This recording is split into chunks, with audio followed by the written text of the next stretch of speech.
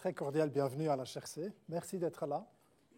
Vous m'entendez comme ça jusqu'au dernier rang, docteur? Ça marche? Merci. Population et santé, c'est le thème de ce soir et c'est en fait avec cette appellation que HRC dénomme un de ses actions stratégiques. Pour nous, population et santé, c'est la question de nous rendre compte que nous avons une responsabilité pour l'ensemble de la population et pas uniquement pour les patients qui sont chez nous à l'intérieur. C'est une question de responsabilité. C'est aussi une question de posture. C'est que nous nous sentons responsables comme un des grands acteurs de la santé, du système de santé de la région, c'est que nous nous sentons responsables du bien-être de la population dans son ensemble. Nous ne sommes pas simplement l'hôpital, nous sommes l'hôpital qui se soucie de l'état de santé de l'ensemble de la population. C'est beaucoup une question de partenariat aussi. Nous voulons être conscients et le mettre en pratique, que l'hôpital ne peut pas être seul, qu'il n'est pas seul, mais qu'à l'évidence, par rapport aux trajectoires des patients, par rapport aux besoins des patients, à peu près n'importe quel acte, n'importe quel lien autour de la santé implique d'autres partenaires. On va certainement en parler ce soir, donc c'est aussi une question de partenariat. C'est une question de proximité aussi. On sait que l'hôpital est à Rhénat, qu'il a 2 antennes, la Providence et Montet. Le Samaritain viendra pour 2027, qu'il y a une permanence du côté de Montet, qu'il y aura de nouveau une permanence à Vevey. Mais nous devons faire un pas de plus. Nous pensons que l'hôpital doit avoir des portes d'entrée et des avant-postes, des liens de proximité avec la population. On peut aussi penser à des domaines un petit peu moins bien servis que la ville de Vevey ou Montet. Je pense au plateau Villard-Grillon. Là aussi, c'est une question de responsabilité et de proximité pour que la population soit bien en santé. C'est finalement une vision, une ambition, ce qu'on vient de dire, et c'est surtout un beau projet. C'est un beau projet avec beaucoup de travail et un grand chemin à faire. On ne va pas faire tout ce chemin aujourd'hui. Aujourd'hui, finalement, en toute modestie, c'est nous confronter à tout ça, échanger ensemble pour nous rendre compte ce que ça veut dire, comme je disais avant, en termes de responsabilité, de posture, de proximité, de partenariat. On va faire ça de manière ouverte. Nous avons invité le docteur Kiefer, qui prendra la parole pour son exposé. L'exposé est très ouvert. C'est une balade intellectuelle dans le pays de la santé, en quelque sorte. Dr Kiefer est médecin, théologien, éthicien et rédacteur en chef de la revue médicale suisse. Après, vers 18h, nous aurons une table ronde. Et à cette table ronde, si je peux vous demander comme ça, c'est déjà fait de vite vous lever, comme ça, il y aura Stéphanie Monod, qui est professeur titulaire du côté de Lausanne et co-chef du département épidémiologie et système de santé à Unisanté Lausanne. Merci d'être là. À ses côtés, Julie Legault. Julie Legault est adjointe de direction ici à HRC et beaucoup impliquée dans les réalisations des partenariats avec les différents partenaires autour. Nous aurons du côté des messieurs, après on va mélanger un petit peu, nous aurons Dr Goubler. Dr Pierre Goubler est médecin généraliste installé à Clarens, merci. Et à ses côtés, Vincent Matisse, qui est le directeur du réseau Santé au Léman, grand partenaire dans ce domaine-là avec nous. Bonsoir. Tout à la fin, notre présidente Brigitte Rorive fera une synthèse et nous serons à l'heure à l'apéro, c'est promis, à 19h. Avec tout ça, encore une fois, merci de votre présence et je passe la parole au Dr Kiefer.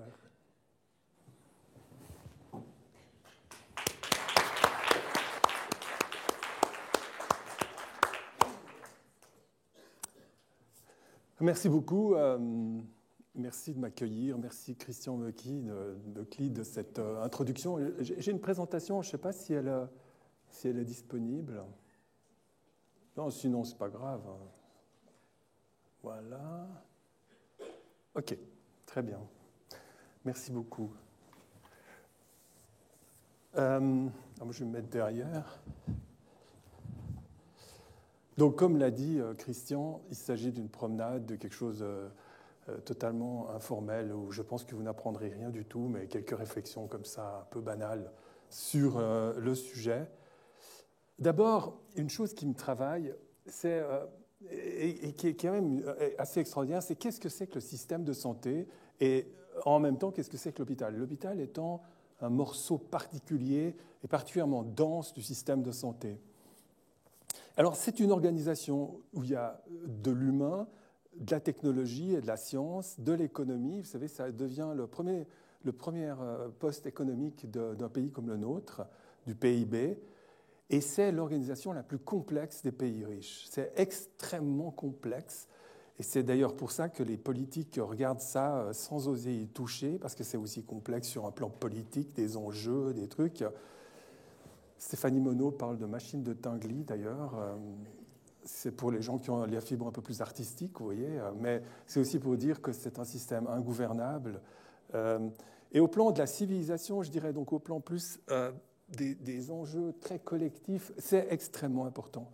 C'est vraiment là qu'on continue à dégager une anthropologie, c'est-à-dire une vision de l'homme dans une société qui est complètement dominée par les systèmes économiques, où chacun est jugé selon ses performances économiques, selon son métier, ce qu'il gagne. Et là, c'est différent. On n'abandonne pas quelqu'un qui souffre, qui est malade. On a toutes sortes de comportements particuliers au système de santé à l'hôpital, en particulier chez nous en Suisse, heureusement. Donc je dis système de santé, mais qu'est-ce que c'est? C'est aussi un dispositif, c'est une organisation. C'est un peu une pratique religieuse. Il y a des aspects religieux là-dedans. Je pourrais m'étendre un peu là-dessus parce que je trouve très intéressant de voir en quoi certaines valeurs qui y sont pratiquées. Vous savez d'ailleurs que l'hôpital a une descendance religieuse, qu'au début il s'agissait d'hospices en majorité tenus par des religieux. Mais c'est peut-être même pas ça. C'est peut-être encore plus profondément ce qui est à l'origine de l'attitude médicale, c'est pas même le mot, cette attitude du prendre soin qui probablement nous définit, nous les humains, en tant qu'humains. Depuis qu'il y a hominisation, vous savez, on voit des pratiques religieuses sous forme de rites funéraires et sous forme de tombes. Aussi, il y a des rites artistiques, enfin des expressions artistiques un petit peu plus récentes pour ce qu'on en voit, mais il est bien possible que ça aille plus loin. Et aussi, on voit des choses comme des trépanations et d'autres choses, des pratiques de type médical. C'est probablement très lié. D'ailleurs, pendant longtemps, la médecine est liée à la religion comme une même démarche de refus de la souffrance, de la maladie et de la mort. On ne sait pas pourquoi, nous les humains, ça nous scandalise la mort. Pourquoi, quand quelqu'un meurt, pas forcément d'ailleurs la nôtre, mais la mort des proches, pourquoi est-ce qu'on a inventé pour les uns, créé des mythes pour d'autres autour de la mort?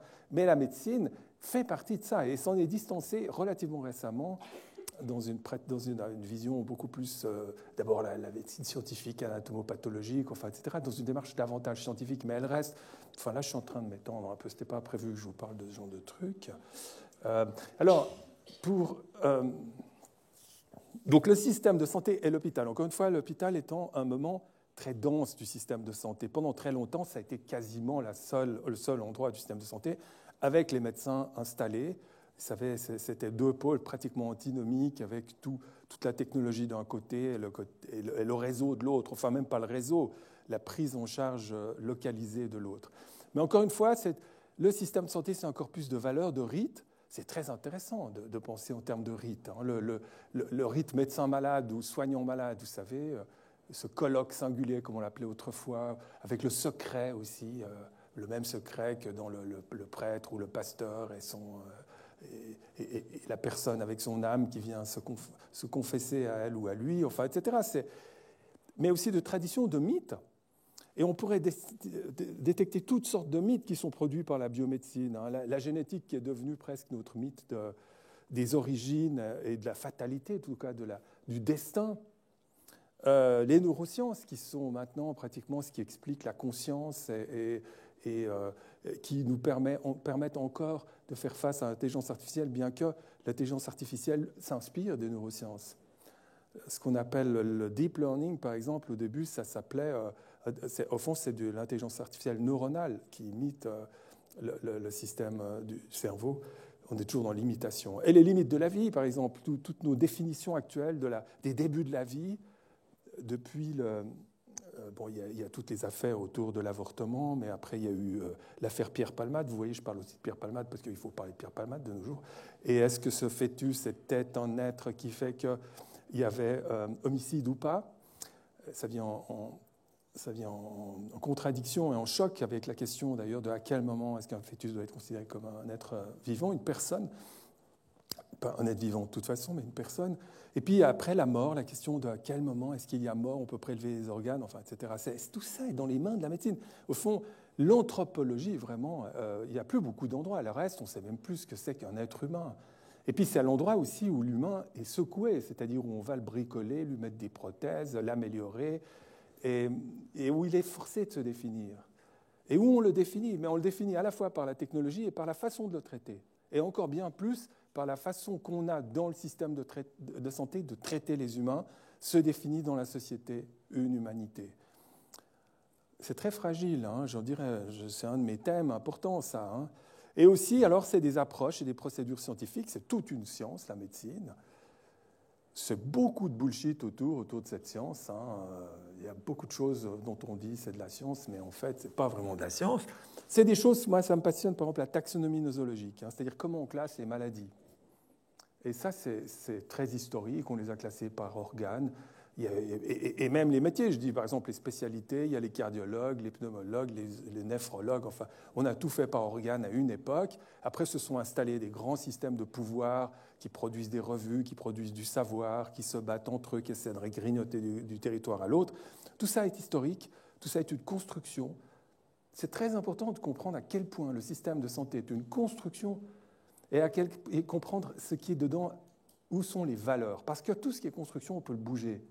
Et les valeurs, on doit en tout cas, pas forcément les préserver, mais au moins les faire vivre, vous voyez, les renforcer. Mais on peut très bien bouger la taxonomie nosologique. Une des taxonomies, parce qu'après, il y a les vieux termes pour les maladies, mais on voit maintenant qu'avec la médecine moléculaire, il y a des maladies qui se retrouvent dans des tas d'organes avec le même processus biochimique à l'origine ou génétique. La taxonomie nosologique la plus idéologique de toutes, c'est celle de la psychiatrie, avec le DSM. C'est les Américains qui font le DSM, c'est l'American Psychiatric Association qui fait ça. Donc, il y a là des prises de pouvoir aussi, enfin bref. Tout ça, au fond, c'est des espèces d'a priori qui sont là. Et donc, le système de santé, c'est un ensemble complexe avec les citoyens, les malades. Les citoyens, parce que c'est eux qui payent, c'est eux qui votent pour la construction d'hôpital ou pas, ou qui élisent des politiciens qui vont le faire. Il y a les soignants. Tout le système de formation des soignants fait partie du formatage du système de santé. Hein. C'est un système extrêmement formaté quand même. Les assureurs, alors eux, ils formatent le côté économique et ils coincent tout le système parce qu'ils ont plein d'intérêts qu'ils disent ou qu'ils ne disent pas. Les administrateurs, directeurs d'hôpitaux, tout ça, tous ces gens dont on dit qu'ils sont inutiles, mais qui sont quand même drôlement importants. Ah, vous voyez, je me rattrape. Les politiciens dont on dit qu'ils sont inutiles, mais qui sont quand même très importants. Enfin, vous voyez, il y a toutes sortes d'humains. Et puis les non-humains, parce que pour parler comme Bruno Latour, il faut arrêter de... C'est notre époque, notre civilisation qui sépare tout en humain et non-humain. Mais en fait, on est totalement hybridé aux non-humains. Les hôpitaux, on les construit, mais ils nous formatent en retour. Hein. Les machines, enfin toutes les machines qu'il y a, par exemple, dans un hôpital, les robots, tout ce qu'on utilise pour soigner, même une seringue, si vous voulez, c'est encore un non-humain. Les idéologies, les logiciels, parce que les idéologies maintenant se trouvent beaucoup dans les logiciels, et des logiciels, il y en a partout. Des algorithmes. Il y en a en médecine, on utilise de plus en plus d'algorithmes pour soigner, mais il y en a aussi, par exemple, dans la gestion d'un hôpital comme ça, des algorithmes. Et ces algorithmes, je ne sais pas lequel est utilisé ici à l'hôpital, mais sont produits par des multinationales qui gèrent aussi d'autres systèmes. Ce qui fait d'ailleurs qu'un hôpital comme ça est géré comme une entreprise. À la fin, ce n'est pas seulement que, à part ça, c'est le souhait du Parlement, que ce soit géré comme une entreprise, mais c'est qu'on est obligé d'utiliser des logiciels pour valider les trucs, enfin, pour payer les gens et tout. Et ces logiciels sont construits par des gens qui... Enfin, et il y a des logiciels pour gérer les données proprement cliniques, médicales, qui eux-mêmes produisent... de résultats d'idéologie construits par des petits groupes avec des intérêts, enfin, etc. Et tout ça vit en écosystème, mais sans qu'on sache bien trop, comment dire, quelle est la rationalité, ou sans qu'on soit capable d'avoir une vue un peu globale de cet écosystème. J'espère que ce que je vous dis est parfaitement flou, parce que même moi-même, quand je le dis, je ne comprends pas tout. Hein. Alors maintenant, on est dans un moment particulier, vraiment dans un momentum. Ça va faire 30 ans que je suis rédacteur en chef de la revue médicale suisse. Avant, ça s'appelait Médecine et Hygiène. Là, je suis devenu un dinosaure. Et la médecine a toujours été en crise. Hein. Mais c'est d'ailleurs le propre de l'Occident, peut-être des Lumières, d'être en crise. C'est le propre des démocraties d'être en crise. Il n'y a que les pays autoritaires qui ne sont pas en crise. Toute pensée est toujours en crise, c'est-à-dire se remet elle-même en question en se posant des questions sur ce qu'elle fait. Mais là, c'est vraiment autre chose. Il s'agit là vraiment, moi je le sens vraiment comme ça, d'une crise, en plus d'une crise multiple, d'une crise multifactorielle, et puis d'une crise qui se conjugue avec une crise beaucoup plus globale. Et on a vu qu'il a de la peine, l'hôpital, à se rétablir depuis la pandémie, qui a été un moment de déstabilisation, mais aussi de renforcement dans les valeurs, il faut quand même le dire. Hein. Ça a été un moment très, très beau et intéressant par bien des côtés. À part ça, il y a eu d'autres crises qui surviennent et qui sont survenues, qui surviennent encore autour. Chaque fois qu'il y a une épidémie de grippe, on avait déjà eu ces problèmes avec les épidémies de grippe, où il y a une canicule. Là, ces temps, on a des épidémies qu'on n'avait jamais vues, de grippe, de bronchiolite, etc. Mais maintenant, là, tout le monde en parle. Là devant, on a Brigitte, Stéphanie, d'autres qui ont écrit des papiers dans le temps, qui se sont exprimés dans les médias, et avec des points de vue très intéressants d'ailleurs. Il y a vraiment des choses qui se disent. Et puis alors, il y a cette crise des urgences. En Suisse, au fond, d'une certaine façon, on a moins de crises. On la ressent moins que dans les pays qui nous entourent, en particulier la France ou la Grande-Bretagne, mais surtout parce qu'on est un pays riche, très riche.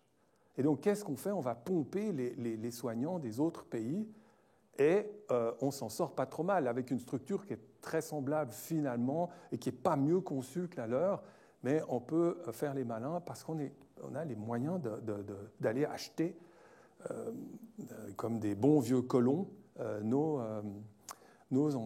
collaboratrices et collaborateurs à l'étranger. Donc, il y a quelque chose d'artificiel dans presque tout va encore plus ou moins bien chez nous, sauf l'hôpital de Martigny qui ferme ses urgences de nuit. Ouais, c'est quand même mauvais signe, ça. Mais ça, c'est les Valaisans qui ne sont pas très... enfin, je dis ça, mais ils sont pas très beaucoup de choses, mais pas très d'autres choses, vous voyez ce que je veux dire. Je tire... non, mais je les aime beaucoup. Je tire ce cliché, j'en ai 2, 3 comme ça, d'une plaquette que j'ai faite avec Michael Balavoine, qui s'intitule Vers un autre système de santé, je crois, où on rappelle simplement qu'il y a différentes raisons. D'abord aux tensions dans le système de santé, et ces tensions, elles sont connues depuis longtemps. C'est un peu comme dans l'environnement, Macron qui dit on est surpris qu'il se passe des choses, mais je veux dire, tout est annoncé. Stéphanie Monod, ça fait... depuis qu'elle est très jeune, parce qu'elle est encore jeune, qu'elle parle du vieillissement de la population, du tsunami gris, et de ce qui arrive là, qui est monstrueux. C'est elle-même qui cite le fait que si on veut continuer à hospitaliser comme on hospitalise maintenant, ça c'est vraiment une réflexion majeure. Dans 20, 30 ou 40 ans, il faudrait avoir le double d'hôpitaux. Et on voit bien que là, on est dans une incapacité de moyens, de personnes, enfin tout que ça ne fait pas sens, et donc on doit changer quelque chose dans nos façons de faire.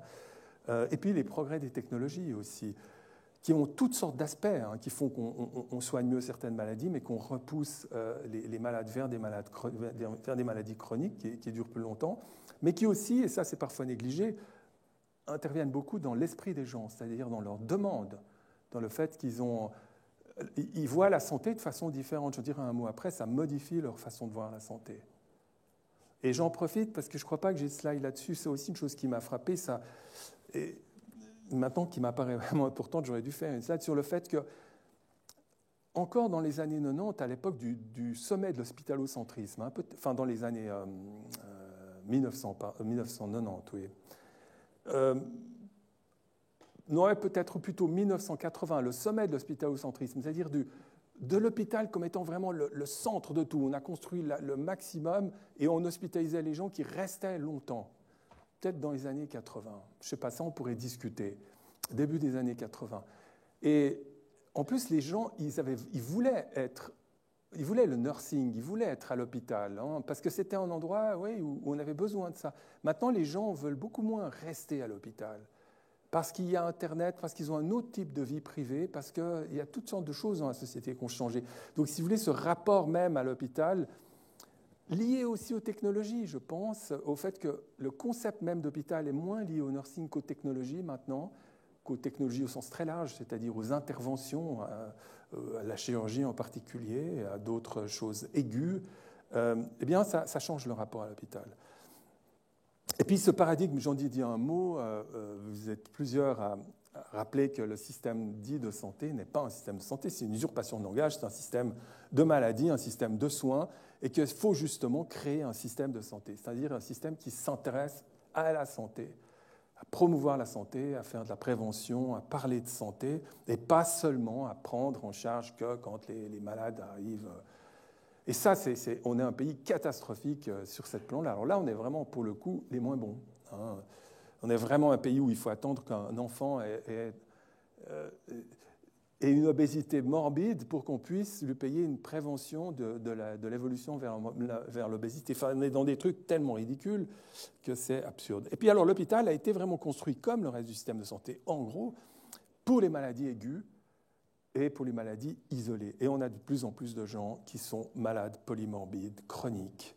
Et c'est pas du tout adapté dans le trajet des patients. Ben, toutes sortes de choses sont en train de se passer pour améliorer ça. Mais on est encore bien loin du compte parce que tout a été construit autrement.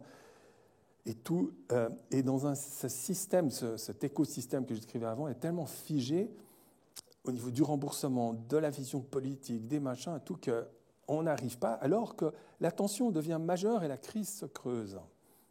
Et à ces tensions s'ajoutent deux aspects de crise. Hein. C'est la crise de la durabilité, dans le sens... Alors, il y a plusieurs sens à ce mot durabilité. Là, on le prenait un peu dans le sens où avait sorti son premier document, l'Académie suisse des sciences médicales, c'est-à-dire la durabilité en termes d'augmentation des coûts. On n'arrive pas à gérer cette augmentation des coûts qui augmente plus vite que le PIB, donc il faut faire quelque chose. Et en plus, on ne sait plus comment mettre des limites aux demandes des gens qui veulent toujours plus de soins, parce qu'à part ça... J'en parle peut-être après, mais c'est aussi parce que la médecine, je disais que de là surgissait le mythe, mais dans une époque où il y a un effondrement, ou au moins un effilochement des discours communs, des discours partagés sur la finitude, sur la souffrance, sur la mort, la médecine est prise pour jouer ce rôle, si vous voulez. On a tellement peu à offrir aux gens qu'on leur offre de la technologie, qu'on leur offre de l'hôpital, et parce qu'on n'a pas de cadeau symbolique à faire, au fond. Alors, on donne ce qu'on a de mieux, c'est-à-dire encore un traitement de plus, et des choses de ce genre. Et on est mélangé là-dedans. Et puis, cette crise du sens, et là encore, c'est vraiment... Alors, la crise du sens, elle est vraiment prise, elle surgit de ces injonctions paradoxales d'un système de santé qui doit de plus en plus fonctionner en rendant des comptes économiques et en s'organisant pour être une espèce d'entreprise. Et encore une fois, c'est un souhait politique. Et puis, c'est ce qu'on voit aussi dans beaucoup d'autres pays. On doit standardiser les procédures, on doit minuter les travaux des gens. C'est une entreprise qui est managée. En fond, le management et les termes du management vraiment sont centraux dans un hôpital. Et la prise en compte des personnes, les soins et tout ça, c'est un autre monde. Vraiment, il n'y a pas moyen de faire juste quand on est une soignante ou un soignant. Il n'y a pas moyen. C'est soit on fait ce qu'on a appris dans la formation, de l'éthique, de l'écoute, du partage. Puis là, on est un bon soignant, mais on n'est pas une bonne collaboratrice de l'hôpital parce qu'on prend trop de temps, on écoute trop les gens, etc. Et ce n'est pas la faute du directeur. C'est tellement plus vaste comme affaire. Et alors, il y a à la fin, la dernière ligne, ce sentiment de déshumanisation qui est beaucoup ressenti par les soignants et de chosification par les soignés. Et ça, c'est une vraie crise. Là, je fais juste une petite slide pour vous dire qu'un des aspects de la technologie, c'est qu'il y a de moins en moins de diagnostics comme ça sur un coup, si bien que je mets là au milieu de ce slide, c'est la fin de la grande santé. C'est vrai, il n'y a plus personne en bonne santé. C'est fini cet aspect-là qu'on avait autrefois. Vous êtes en bonne santé. Non, chez tout le monde, il y a des facteurs de risque, il y a des prémices de maladie. Et en plus, les diagnostics s'accumulent. Et dans les maladies chroniques, les diagnostics deviennent continus, c'est-à-dire on avance avec le diagnostic. Dans les cancers, au début, il y a un diagnostic du cancer. Après, on fait le génome de la tumeur. Alors, il y a un affinement du diagnostic et de la thérapeutique. Enfin, tout comment... C'est presque... d'ailleurs, le système est très inadapté parce que le système est remboursé sur la base d'un diagnostic. Donc là, il y a encore des trucs qui vont devoir changer là. Et comme je dis, on est dans un continuum maladie, santé, amélioration. Et il faut que les caisses maladie et les autres tranchent là-dedans. Parce que maladie ou prémisse de maladie, à quel moment on intervient, jusqu'où, pour qui, et où commence l'amélioration. Voyez ? Quand quelqu'un a de l'hypertension, souvent on le traite au-dessous de la normale parce qu'on dit comme ça, on améliore son espérance de vie, mais il n'est pas dans la normale, il n'y a plus vraiment de normale. Donc la nosologie elle-même, justement, cette classification des maladies change, elle explose pratiquement. Tout devient un peu continuum. Vous voyez, dans des systèmes très... pourtant, eux, très cloisonnés. Alors, j'aime bien, par exemple, poser cette question, que produit un hôpital ou que produit le système de santé ? Est-ce que ça produit de la santé ? C'est une sacrée question. Parce que si l'hôpital est une entreprise comme une autre, c'est quoi son produit ? Vous voyez ? Un marchand de voitures produit des voitures.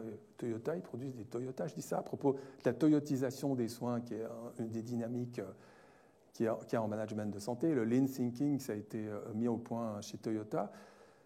Et au fond, un hôpital, on pourrait répondre, ça produit des prestations, mais ça n'est que faire une pirouette dans le concept même de qu'est-ce qu'il produit, des prestations de soins ou des prestations de santé.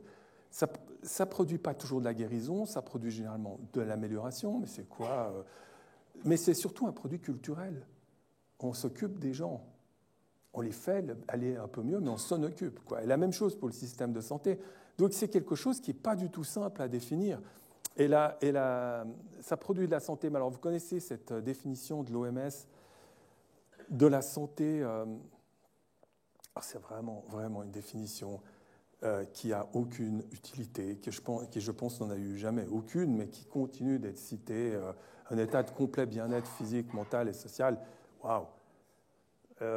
Ça n'a rien à voir avec l'humain, d'ailleurs, qui est tout le monde a des failles, tout le monde a des espèces d'erreurs dans son psychisme. Je reprends ce terme à Georges Canguilhem. Au fond, on est tous enroulés autour de l'erreur et autour de défauts, comme la vie elle-même est enroulée autour de l'erreur. Vous voyez, c'est très joli chez Canguilhem, parce que l'évolution, c'est un système où chaque mutation est une erreur par rapport à la norme qui précède.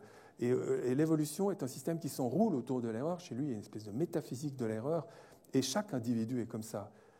Et donc, il ne s'agit pas de le considérer comme un être qui doit être bien, normal, avec tous les paramètres justes, mais c'est même pas le bien-être, c'est encore tout à fait autre chose que d'exister en étant pleinement soi-même, libre, etc. Mais en plus, le problème de cette définition, c'est qu'elle fait comme s'il y avait zéro limite à la santé.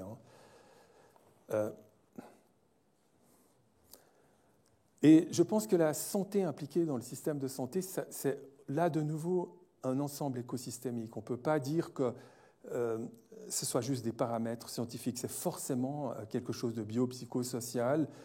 Ça dépend forcément de l'individu, au sens très large, c'est-à-dire là encore pas seulement de ses données, de son côté seulement biologique, mais aussi de son psychisme, de son histoire, etc., et de l'environnement. Et c'est en ça que tout ça est un écosystème symbolique et autre. On ne peut pas définir la santé. Ça, je crois, on peut lui donner des définitions vagues, mais on peut définir la maladie. Une atteinte précise à la santé. Et encore, ce n'est pas tout simple. Hein. Mais moi, j'aime bien faire le parallèle d'ailleurs avec la vérité. On peut dire qu'on est dans la recherche de la vérité, on peut dire que ça, c'est la science, cette affirmation est plus vraie que celle-là, mais ça ne veut pas dire qu'on sache exactement ce qu'est la vérité, et encore moins qu'on peut mettre la main dessus, quoi. C'est très, très difficile, tout ça. Et c'est très dangereux, mais c'est pour dire, ce système de santé, on emploie le mot santé, mais c'est une sacrée histoire, rien que de dire c'est quoi la santé. Vous voyez, quand je dis c'est un système complexe. Et puis, il y a tout ce côté aussi qu'on est dans un hôpital, dans le système de santé, avec des personnes qui sont gravement malades ou âgées et qui sont dans d'autres normes. C'est peut-être bien un des problèmes centraux de toute l'affaire, aussi de la crise, parce que le système qu'on a, il fonctionne assez bien pour les jeunes qui ont de temps en temps une maladie, qui ont un problème. Mais il y a énormément de monde qui se traîne des pathologies complexes, graves, qui traînent ça, et qui sont dans des choses extrêmement compliquées aussi, sociales, psychiques et autres. Et la question là de la norme dans des systèmes très normés et qui sont remboursés autour de la norme, c'est vraiment un problème. Hein. Et, ouais. Voilà de nouveau un petit truc, un petit tableau, enfin une petite figure que je tire de cette brochure. Vous voyez, il y a ce qu'on sait. L'espérance de vie va continuer d'augmenter. Les technologies et la médecine améliorent la lutte contre toutes sortes de maladies. Mais les maladies non transmissibles, les cancers, les maladies cardiovasculaires, le diabète, etc., continuent à augmenter. Et j'ai envie de dire, elles s'aggravent grâce à la médecine. Hein. Au début que j'étais dans ma carrière de rédacteur en chef, les gens mouraient encore beaucoup d'infarctus. Moi, je me rappelle bien à quel point c'était le centre, par exemple, en cardiologie. Maintenant, c'est très impressionnant le nombre de gens qu'on sort d'un infarctus. Guérir, c'est plus un mot qu'on peut vraiment employer. Justement, on les sort de l'infarctus. Et puis après, ils vont vivre 10, 15, 20, 30 ans de vie tout à fait sympa et tout. Puis ils font des insuffisances cardiaques. Donc la médecine, c'est très bien. Et Dieu sait si ça a été un progrès. Mais on se retrouve après avec des situations tout aussi complexes, voire plus complexes, plus âgées chez les personnes et qu'on n'abandonne toujours pas. D'ailleurs, ce terme « abandonner », jusqu'où on doit médicaliser, c'est une question centrale de toute l'affaire. Hein, mais voilà, ce progrès, il a toujours une conséquence. À la fin, la médecine, le système de santé, c'est 100% de mortalité. Ça, bon, c'est bien, une certitude. Hein, si on fait des chiffres, on arrive à 100%. L'échec est complet. Ça montre bien justement que c'est un projet culturel, que c'est un projet qui n'a pas la solution ou la victoire comme horizon. Hein. Alors, si vous voulez, si on ne change pas ce paradigme, vers quoi on va? On le voit bien. Et ça, c'est les politiciens qui nous tirent ou qui nous poussent là-dedans. Surveillance accrue des prestations, contrôle. On entre maintenant dans un système de santé qui est complètement contrôlé, quoi. Mais ça devient un truc de ouf ou de fou, pour parler comme mon âge, de fou. Et c'est le surveiller et punir de Michel Foucault, si vous voulez. C'est-à-dire vraiment, en plus maintenant, avec tout ce qu'on a comme dispositifs qui peuvent nous capter des données et tout, on est surveillé de partout et on va avoir des punitions en termes d'assurance selon nos comportements, selon ce qu'on a. La concurrence aussi, qui a été le mantra quand même politique pendant longtemps, mais des quantités d'études montrent que ça ne marche pas en santé. On ne peut pas simplement mettre en concurrence. Ça marche dans des choses qui sont isolées, peut-être très isolées du système. Sur des petits domaines, on peut voir mettre en concurrence des façons de faire, mais mettre en concurrence globalement des systèmes sans surveiller ça au plan de la qualité, ça ne va pas. Et alors on peut bien sûr, et c'est ce qu'on essaie de faire avec less is more, choosing wisely, etc., de diminuer le gaspillage ou la futilité, mais c'est quand même vraiment agir sur les marges.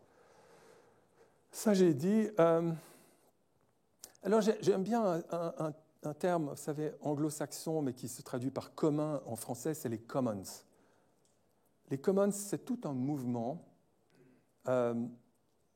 débuté aux États-Unis qui se bat pour garder commun certaines choses. Parce que vous savez, on est en train, si on prend rien que les GAFA, tout ça, c'est des systèmes propriétaires, cloisonnés et tout, qui gardent les données, qui gardent l'argent évidemment, mais qui nous gardent prisonniers dans bien des aspects. Mais l'hôpital doit être un commons, je pense. Ça, c'est un hôpital public, c'est-à-dire c'est un bien commun. Et ces commons, vous savez, il y a les Creative Commons où on essaie de mettre ouvert à tout le monde certaines choses qui sont dans de la création, de la littérature, des articles, enfin, etc. Il y a, mais il y a surtout, dans un pays comme le nôtre, par exemple, on a les rues, les routes, les places, etc. Mais par exemple, chez nous, en Suisse, on peut se promener dans les montagnes. Si j'ai envie d'aller me promener là, c'est génial ça. Vous êtes déjà allé aux États-Unis, vous promenez en dehors des parcs naturels, presque tout est cloisonné, presque tout est propriété privée, enfin, etc. C'est comment... D'ailleurs, c'est aussi valable dans le domaine du numérique, qui est central pour la médecine, comment on organise des commons, c'est-à-dire que tout ne soit pas propriétaire, que les données qui nous appartiennent à tous, et nos données en même temps, elles appartiennent à la collectivité, parce que nos données n'ont de valeur en médecine que comparées à celles des autres, et donc on doit estimer que c'est la collectivité, mais on n'est pas du tout en train de partir comme ça. Les grands du big data captent les données et les gardent en système, en silo propriétaire. Dans les commons, il n'y a pas de propriété, pas de discrimination, pas de barrière à l'entrée. Et c'est extrêmement important, ce côté-là, parce que tout, d'abord, c'est le seul moyen d'aller vers quelque chose de plus environnemental, écologique, soucieux de ces choses-là, parce qu'on ne prend soin que de ce qui nous appartient à tous, et dont on a conscience que ça nous appartient. Et ça doit vraiment être l'état d'esprit, je pense, d'un nouveau paradigme. Les hôpitaux, il ne faut pas oublier que même si ça a changé le rapport qu'on a à l'hôpital, ça reste quand même des lieux symboliques majeurs, des espèces d'églises. Les gens, ils votent parce qu'ils veulent un hôpital pas loin de chez eux. Réna, ça a été un peu difficile d'installer cet hôpital symboliquement, mais là, je pense qu'il commence à être installé. C'est un lieu rassurant, mais c'est un lieu rassurant parce que c'est là qu'on va nous prendre en charge, peut-être c'est là qu'on va mourir. C'est un lieu qui est tout à fait sorti du reste des lieux. Donc, si on veut, alors là j'en viens peut-être un peu plus à cette question de la mise en réseau de l'hôpital avec d'autres systèmes, que ce soit des centres de santé, des médecins installés et tout, c'est aussi qu'on doit aussi délocaliser et relocaliser cet aspect symbolique, c'est-à-dire vraiment que cet aspect symbolique soit partagé, de réassurance, de façon on préserve les valeurs, de prise en charge. On pourrait en parler parce que c'est un aspect intéressant, mais difficile à cerner. Et l'hôpital, j'en ai dit aussi un mot, c'est une hétérotopie au sens de Michel Foucault, c'est-à-dire une utopie réalisée dans un lieu, mais un lieu qui n'est pas comme les autres. Michel Foucault cite les écoles, les prisons, les cimetières, les parcs de loisirs, les maisons closes, mais aussi les hôpitaux. Vous voyez ? On ne se comporte pas ici, comme je disais avant, comme on se comporte ailleurs. C'est un lieu particulier. Quand on entre à l'hôpital, il y a toutes sortes de logiques, de rites, de valeurs. On ne s'en rend pas compte, mais c'est ainsi. Et puis alors, il y a à la fois la logique économique qui est là et la négation. C'est un lieu très particulier, mais ça, on le voit dans tout le système de santé. Et puis, cette symbolisation collective de la souffrance. Il y a une écoute, il y a des rites, des gestes, en même temps que la science. Mais c'est quelque chose, la souffrance y est considérée. Ailleurs, actuellement, dans la société, si vous êtes souffrant, c'est presque un défaut. Enfin, dans le système de l'entreprise ou ailleurs, c'est une faiblesse. Et à l'hôpital, c'est presque une force. Je veux dire, c'est pour ça que vous êtes là. On ne va pas vous la retourner contre vous. Mais c'est un truc incroyable. Je dis c'est un dispositif culturel de climatisation. Ça, c'est un terme de Peter Sloterdijk que j'aime beaucoup. On doit climatiser nos sociétés ultra-technologiques. On doit leur mettre un peu d'air frais, parce que sinon, c'est d'une inhumanité en tant que telle qui est terrifiante. Alors là, j'en viens évidemment à un truc central par rapport à qu'est-ce que peut faire, vers quoi peut aller un hôpital. Mais je pense de toute façon, mais tout le monde est d'accord. Après, c'est toute la question de comment on va faire bouger nos politiques, nos populations dans leur vision et tout. C'est cette question de la déshospitalisation.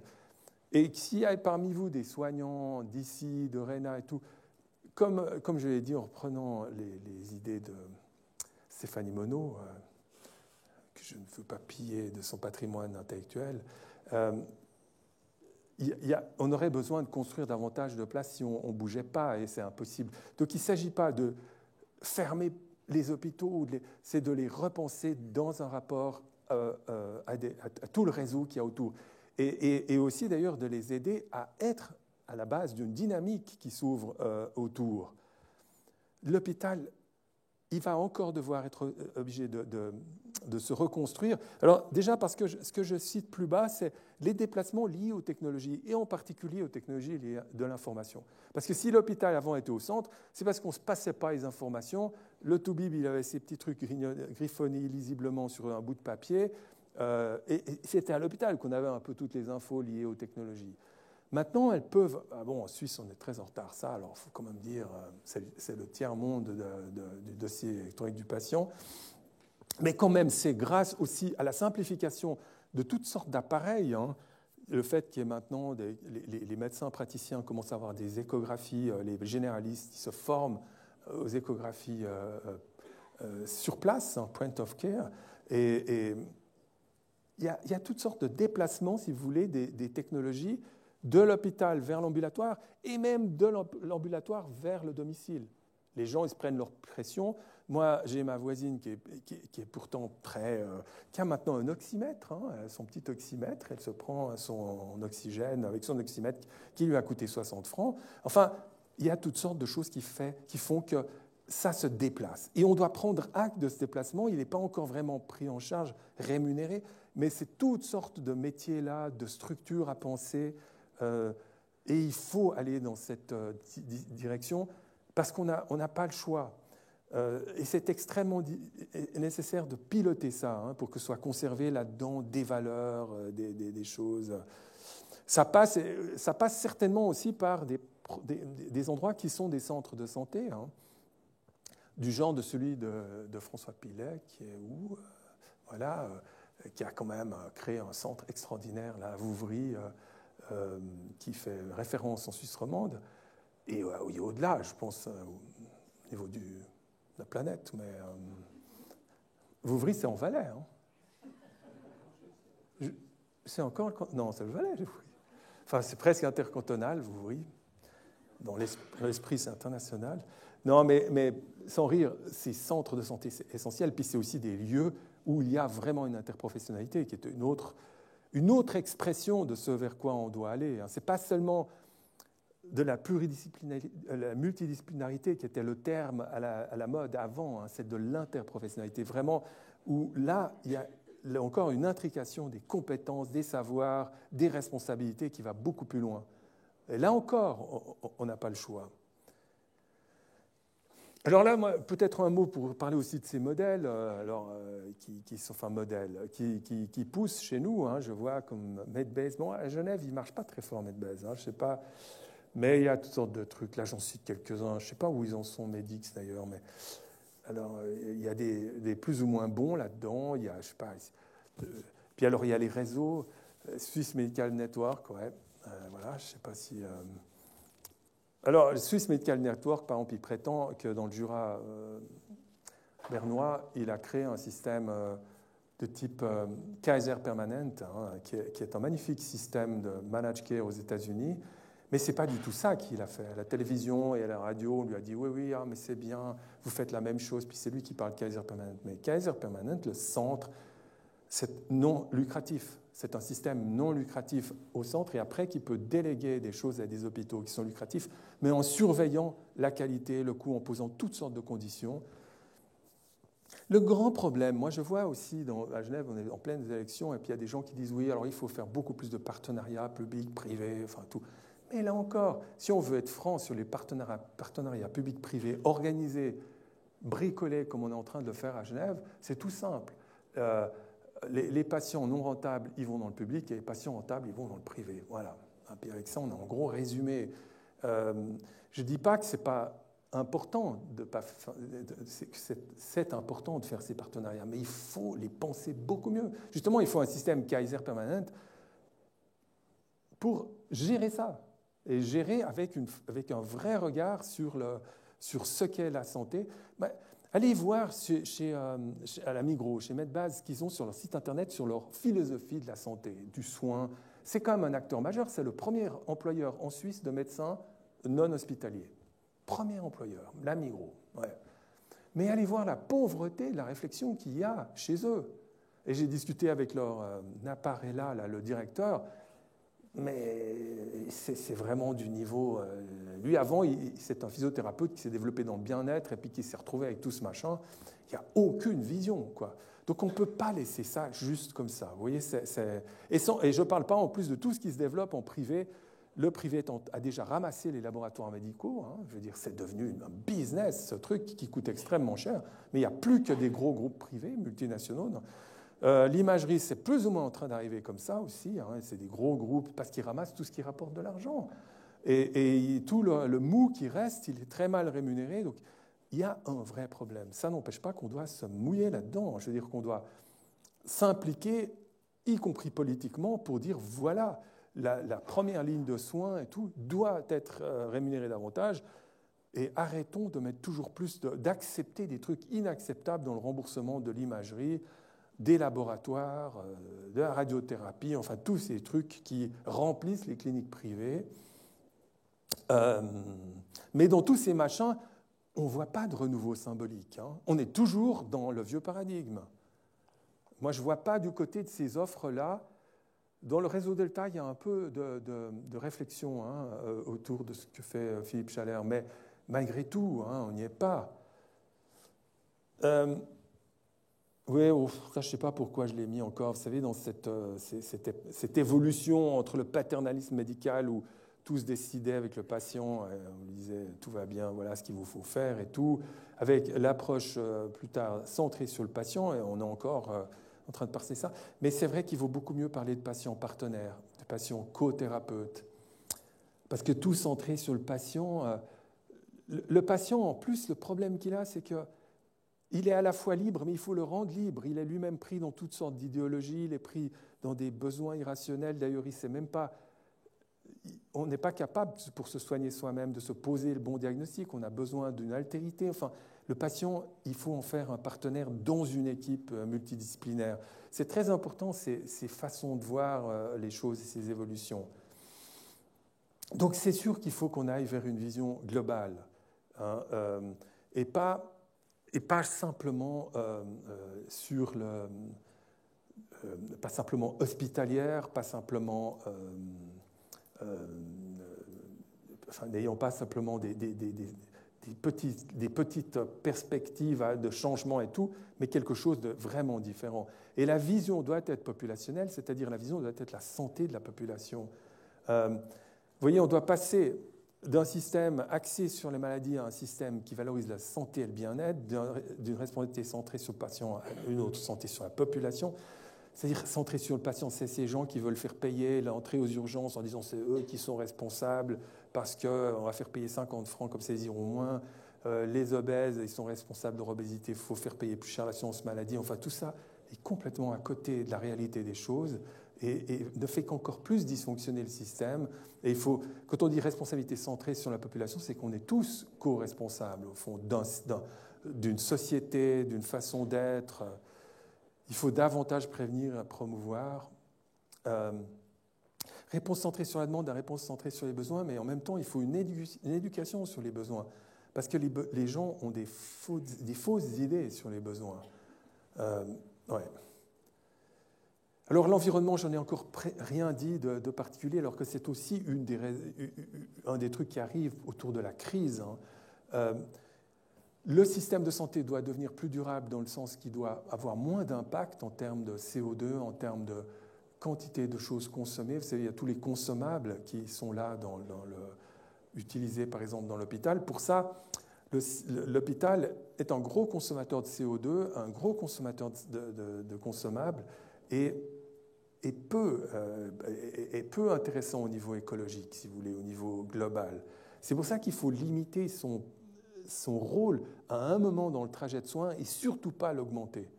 Mais je suis loin de dire qu'il faut le diminuer, hein, mais surtout pas l'augmenter et l'améliorer. Mais après, il y a toute l'autre question, c'est comment on prend en charge les conséquences de ce qui arrive, quoi qu'on fasse. Et on voit bien déjà les questions de pénurie de médicaments, pénurie de personnel. Tout d'un coup, là, il y a une pénurie d'eau. On ne sait pas. Tout d'un coup, il y a une espèce d'angoisse collective. Jusqu'où va aller la sécheresse actuelle? On pourrait se retrouver dans des... Alors, en Suisse, on est bien servi par plein de choses, mais enfin, pénurie de consommables. Tout d'un coup, à l'hôpital, on n'arrive plus à avoir certains types de choses qui sont utilisées en salle d'opération, etc.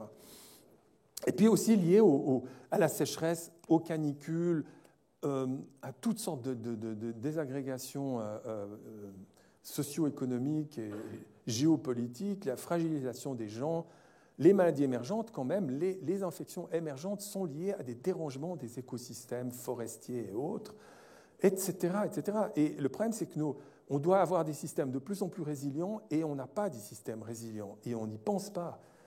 Donc l'avantage de beaucoup plus, de vraiment partir vers un système qui soit plus qu'articulé, qui soit en continuum entre l'hôpital, des systèmes ambulatoires, des systèmes à domicile, c'est la résilience aussi. Et je discutais avec un responsable des soins intensifs qui me disait, mais même dans la pandémie de Covid, on aurait été beaucoup mieux s'il y avait eu des bouteilles d'oxygène dans des structures intermédiaires dispersées dans des endroits pour les EMS, pour d'autres. Enfin, s'il y avait eu différentes choses, on a été beaucoup trop centré sur un système d'urgence. On doit absolument repenser ça. On ne va pas avoir le choix, parce que vous avez vu qu'il y a la grippe aviaire qui commence à partir dans les pays asiatiques, qui commence à se transmettre aux humains. Ça peut être une belle saloperie, la grippe aviaire. Sans parler de toutes ces... de tout ce qui est décrit par l'OMS. Enfin, nous, à Revue Médicale Suisse, on vient de sortir un livre sur santé et environnement. Il fait 700 pages, pour vous dire. 700 santé et environnement, il y a de quoi dire. Il y a même la médecine evidence-based qui doit changer là-dedans, parce que la médecine evidence-based va être différente. On ne pourra plus pratiquer une médecine selon tous les canons de ce qu'on a, parce que si on veut tenir compte de toutes les contraintes dont j'ai parlé. Bon, je ne veux pas aller trop loin. Moi, je pense que ce qui est vraiment important, c'est de se dire, il ne s'agit pas de décroissance, parce que ça, c'est l'ancien paradigme. Moi, je n'aime pas du tout le mot décroissance. Je préfère, vous voyez, là, je mets d'abord la question de la convivialité, comme Ivan Illich. Il y a un co-bénéfice à rendre tout le système beaucoup plus communautaire, décentralisé et écologique et environnemental, c'est qu'il est beaucoup plus convivial. Et on a vraiment là un bénéfice. Et il faut faire, ça c'est plus pour penser à Deleuze, j'aime beaucoup Gilles Deleuze, qui parle de l'humain, de l'homme comme une machine désirante. Ce n'est pas qu'il nous faut désirer moins, donc une espèce de décroissance de nos envies, si vous voulez, c'est qu'il faut désirer autrement. On désire des objets, on désire de la consommation, on désire des choses jetables, il faut désirer autrement. Mais en santé, médecine aussi, c'est tout ça qu'il faut apprendre à penser autrement, quoi. Et là, je dis ce truc que j'aime beaucoup. Le problème qu'on a, mais après on pourra en parler dans la table ronde, c'est qu'il faut complètement reconstruire la maison du système de santé de l'hôpital tout en habitant dedans. Ce n'est pas qu'on puisse construire un nouveau bâtiment picobello, puis après on dit « Ah ben on va déménager, c'est déjà pas facile de déménager ». Là, on doit changer le toit, le sol, les murs et tout en habitant dedans. Et ça, c'est un des grands enjeux. Donc, il faut innover, mais surtout innover dans la manière d'innover. C'est-à-dire que ce n'est pas seulement les high-tech qu'il faut innover, c'est un nouveau modèle de soins, une nouvelle culture. Je suis désolé, j'ai mis beaucoup trop de slides. Non, parce que là, je mettais l'autre alternative, c'est... Non, mais là, je suis tout juste à l'heure. C'est de consommer, de continuer avec une santé qui est un système de consommation comme un autre, un business comme un autre. Et là, on va vraiment dans le mur. C'est la même chose que pour l'environnement.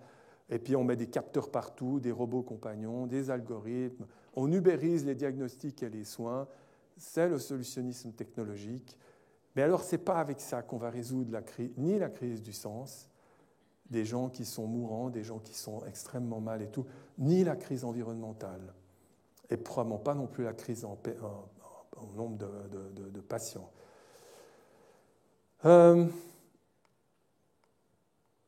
Voilà, peut-être... Attendez, juste le dernier slide, c'est 18h01. Je vois... Oui, je n'ai pas dit un mot des déterminants de santé. Alors là, je pense qu'il y a des gens comme Stéphanie Monod qui se disent, ce mec, il parle 3/4 d'heure, il n'a pas dit un mot sur les déterminants de santé. C'est super important. La santé, elle est déterminée en réalité par l'ensemble de la société, du système éducatif, de nos endroits, enfin de notre croissance socio-éducative, intellectuelle, enfin, etc. Tout le monde, on est tous co-responsables les uns des autres. La biologie, par ça, l'architecture. Et puis après, il y a aussi la place, dans le déterminant la place qu'on fait, par exemple, aux personnes âgées dans la société. Est-ce qu'on les intègre ou est-ce qu'on les abandonne? Et puis après, elles finissent d'ailleurs dans le système de santé parce qu'elles sont seules, pas bien, etc. Mais rappelez que simplement, le système de santé, c'est un système de valeurs et que c'est aussi un système de civilisation. Et comme toute civilisation, c'est un système mortel. Et on pourrait imaginer que si on n'est pas sans cesse en train de remettre de la valeur dans le système de santé, valeur d'ailleurs qui se retrouve après dans la société entière, ça pourrait devenir un simple système économique comme les autres, un business, et que ça, c'est vraiment pas souhaitable pour que la vie continue d'avoir un sens. Voilà, je suis désolé, je suis un petit peu fouillis. Merci beaucoup.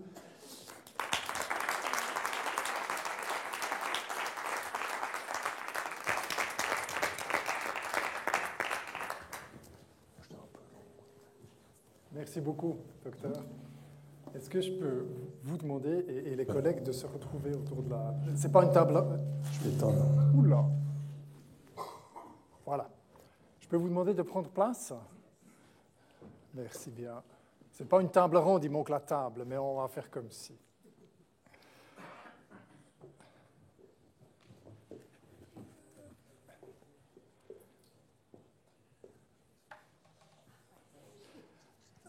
Alors, il y a quelques règles à cette table ronde. C'est que je vous prie d'intervenir si vous avez des questions, remarques. Je me serais volontiers mis ici. Si vous avez des questions, remarques, etc., on a des micros qui peuvent se balader. Et si vous voulez prendre la parole, soyez avertis que nous filmons la chose. Donc, si vous êtes... Eux étaient d'accord, moi aussi.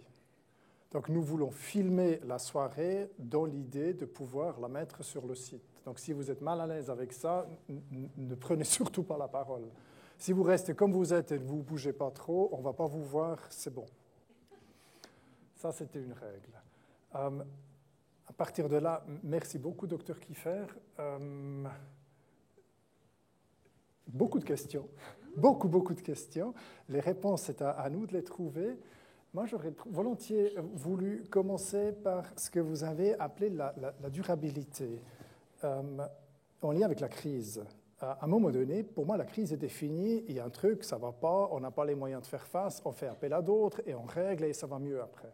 Mais les crises dans lesquelles nous sommes ne sont plus des crises, ce sont des tensions qui s'accélèrent. La pénurie du personnel, les finances, tous ces derniers temps, à chaque couche qui s'est ajoutée, on n'est pas dans une crise, on est dans une espèce de tension.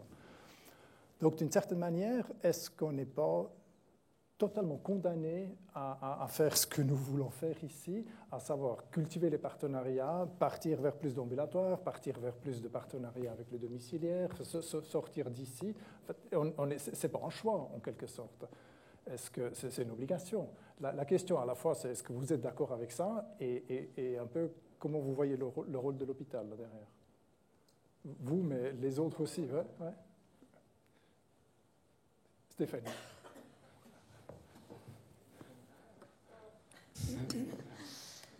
Durabilité. Je pense qu'il va falloir faire les deux parce qu'effectivement, comme tu le dis, il faut continuer d'habiter la maison avec le maximum de sens possible et de plaisir aussi possible dans l'activité quotidienne qui est faite. Et en même temps, puis je trouve que c'est un peu la ligne, un peu de tension qui s'étend justement dans la presse où on exprime beaucoup autour des limites, que ce soit au niveau des professionnels, au niveau des urgences. Donc ça donne une dimension très, très catastrophique du système. Donc ça crée des tensions et ça cristallise un peu les... Non, mais quand même, on fait du bon job et ça va bien. Et il faut quand même nous reconnaître dans notre activité d'aujourd'hui. Et un discours sur un système de santé qui doit changer. Donc je pense que ce qu'il faut, c'est vraiment trouver cette ligne qui soit inclusive. Oui, dans le quotidien, oui, dans les petites initiatives, oui, dans les nouvelles manières de penser les choses localement, c'est essentiel, parce que sans ça, ça n'a plus aucun sens d'aller travailler le matin. Et en même temps, il faut aspirer à quelque chose de différent et à retrouver ces valeurs différentes. Et je pense que l'hôpital, il a comment dire, il y a eu une époque où on parlait beaucoup justement de déshospitalocentrisme. On a beaucoup émis d'images négatives du coup sur l'hôpital qui avait ces durées de séjour très très longues, qui voulait tout régler dans le cadre d'un séjour hospitalier, alors qu'on disait non, il faut que les gens rentrent à la maison. Et puis là, je trouve qu'on retrouve une forme d'attachement à l'hôpital, parce qu'effectivement, c'est un des derniers lieux qui symbolise au fond ces trajectoires de souffrance, parce que les 20 dernières années, on n'a pas réussi à consolider ces alternatives dans la communauté qui soient aussi crédibles que celles d'une hospitalisation pour prendre en charge cette souffrance de manière mieux organisée, c'est-à-dire au-delà d'un certain nombre d'acteurs juxtaposés l'un à côté des autres. On n'a pas réussi à organiser ça. Et de manière un peu provocative, j'ai envie de dire, aujourd'hui, il nous faut augmenter les lits d'hôpitaux. Parce qu'on n'a pas encore réussi cette transition qu'on aurait voulu en amont, parce qu'on savait que cette charge allait arriver sur les institutions hospitalières. Mais aujourd'hui, pour se permettre de repenser le système un tout petit peu plus sereinement, il faut donner un tout petit peu de marge là où sont pris en charge les gens. Moi, je ne sais pas si c'était la question. Je vais peut-être juste revenir sur la question de crise. On parlait d'habiter la maison. On peut habiter la maison sans se croiser. Donc c'est vrai qu'une des tâches du réseau, c'est de faire en sorte que les gens puissent se croiser. Derrière la crise, il y a deux réflexes. Il y a le réflexe, entre guillemets, de se refermer sur soi-même, et c'est ce que les partenaires de la santé ne doivent pas faire, ou alors justement utiliser la crise comme un dopant pour se coordonner, pour travailler ensemble, parce que ces crises qui se succèdent à un rythme toujours plus effréné et qui font qu'on est dans un quasi-cycle de crise pérenne, eh bien, les solutions ne pourront se trouver qu'à plusieurs et non qu'à seul. Et c'est clair que quand on parle de l'hôpital, et là aussi on est un peu schizophrène, on a besoin d'avoir un hôpital de proximité, c'est sécurisant. On n'a pas envie d'y aller sauf quand il n'y a pas d'autres solutions. Et quand on est à l'hôpital, on y reste de moins en moins longtemps.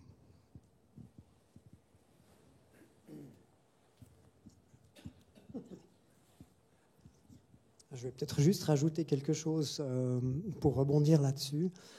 Les patients restent peut-être de moins en moins longtemps à l'hôpital, et c'est l'expérience que j'ai aussi. Moi, ça fait pas tout à fait 30 ans que j'ai mon diplôme de médecin, et je vois qu'effectivement les séjours hospitaliers se sont raccourcis de manière dramatique, mais j'ai aussi le sentiment que le personnel de santé est tellement en souffrance qu'il a aussi envie de moins en moins de rester. Et ça, c'est une de mes inquiétudes principales, parce qu'en tant que médecin traitant, j'ai aussi des soignants dans ma patientèle, et quelles que soient les horizons dont ils viennent, que ce soit dans des EMS, dans des CMS ou dans des hôpitaux, je vois qu'ils sont en souffrance. Et le chantier, il est ouvert pas depuis la crise Covid, depuis bien plus longtemps. Et je pense que les gens, si on veut que tout le monde ne déserte pas du chantier en cours, il va falloir donner de l'attractivité et du plaisir, comme vous disiez tout à l'heure. Et ça, je ne sais pas comment on doit le faire, mais c'est une de mes préoccupations principales. Et ça atterrit sur une autre réflexion, c'est que la communauté, l'hôpital et la population, toutes ces perspectives-là, elles impliquent nécessairement aussi de se préoccuper de la relève. Et il faut pouvoir pour ça trouver des choses attractives pour la relève. Et donc le débat, il n'est pas seulement autour des patients, pas seulement autour des coûts, mais aussi autour de la motivation à bosser. Pour nous, cette question, en lien avec le thème population et santé, a bien une connotation très directe de collaboration avec d'autres. Je reparle du plateau Villars-Grillon. Plateau Villars-Grillon, c'est très clairement sans une structure plus large. Et à mon sens, avec la participation de l'hôpital, il ne peut pas avoir de relève. C'est trop complexe. Sinon, donc, pour cultiver la relève et l'assurer, on a besoin d'avancer ensemble. Mais, Julie, tu voulais, non ? Ok. Ben, moi, je me suis dit qu'une difficulté ce soir allait être de ne pas sortir totalement déprimé. C'est d'une complexité folle ce que nous vivons, avec des tensions énormes. Donc, comment sortir d'ici en disant « ouais, mais c'est bien ». Pour moi, il y a plusieurs éléments. J'aimerais qu'on les aborde un peu un après l'autre. Le premier, pour moi, c'était la convivialité et la comment vous avez dit, le co-bénéfice. Est-ce que, peut-être des petits pas, est-ce que vous avez des exemples de petits pas qui illustrent à la fois qu'on avance et que ça peut faire un bout de plaisir? C'est l'antidote. Alors, effectivement, sous forme de petits pas, je dirais que dans les expériences de l'hôpital en lien avec la population et avec les partenaires externes, il y a des petits pas qui datent d'il y a des années. Enfin, c'est au quotidien et chaque année, on continue. Dans les collaborations, le déménagement de l'hôpital de Rennes était déjà quelque chose qui était à prévoir, et on savait que ça allait bousculer un peu tout le système. Et du coup, nombreux partenaires sont dans la salle avec qui on a travaillé en amont du déménagement pour dire comment est-ce qu'on va collaborer en lien avec le système qui bouge. Alors, on a imaginé plein de choses. Il y a plein de choses qui étaient fausses, qu'il faut revoir, parce qu'en fait, dans la vraie vie, ça ne se passe pas comme on avait imaginé. Mais dans les collaborations entre les soins à domicile, les EMS, les médecins installés, comment mieux faire pour collaborer. Et puis ça, c'est une dynamique qui avance gentiment. Et mon impression, c'est qu'avec les choses qui s'accélèrent ou la crise, moi je vois plutôt ça comme une opportunité de renforcer encore ces collaborations et d'améliorer le système. Et puis une autre chose que je vois aussi, c'est le fait de trouver du sens. Pourquoi on le ferait? Et là, alors même si tu as passé rapidement, Bertrand, sur la question du rôle du patient, je pense que si on se place du point de vue du patient dans son parcours de santé, l'hôpital n'est qu'une case et le patient il va vouloir de la cohérence, de la continuité dans le système. Et si on l'écoute, on ne peut que être d'accord. Enfin, on ne peut pas ne pas être d'accord avec ce qu'on soigne sur ce point de vue-là. Et donc, je trouve que ça met en marche.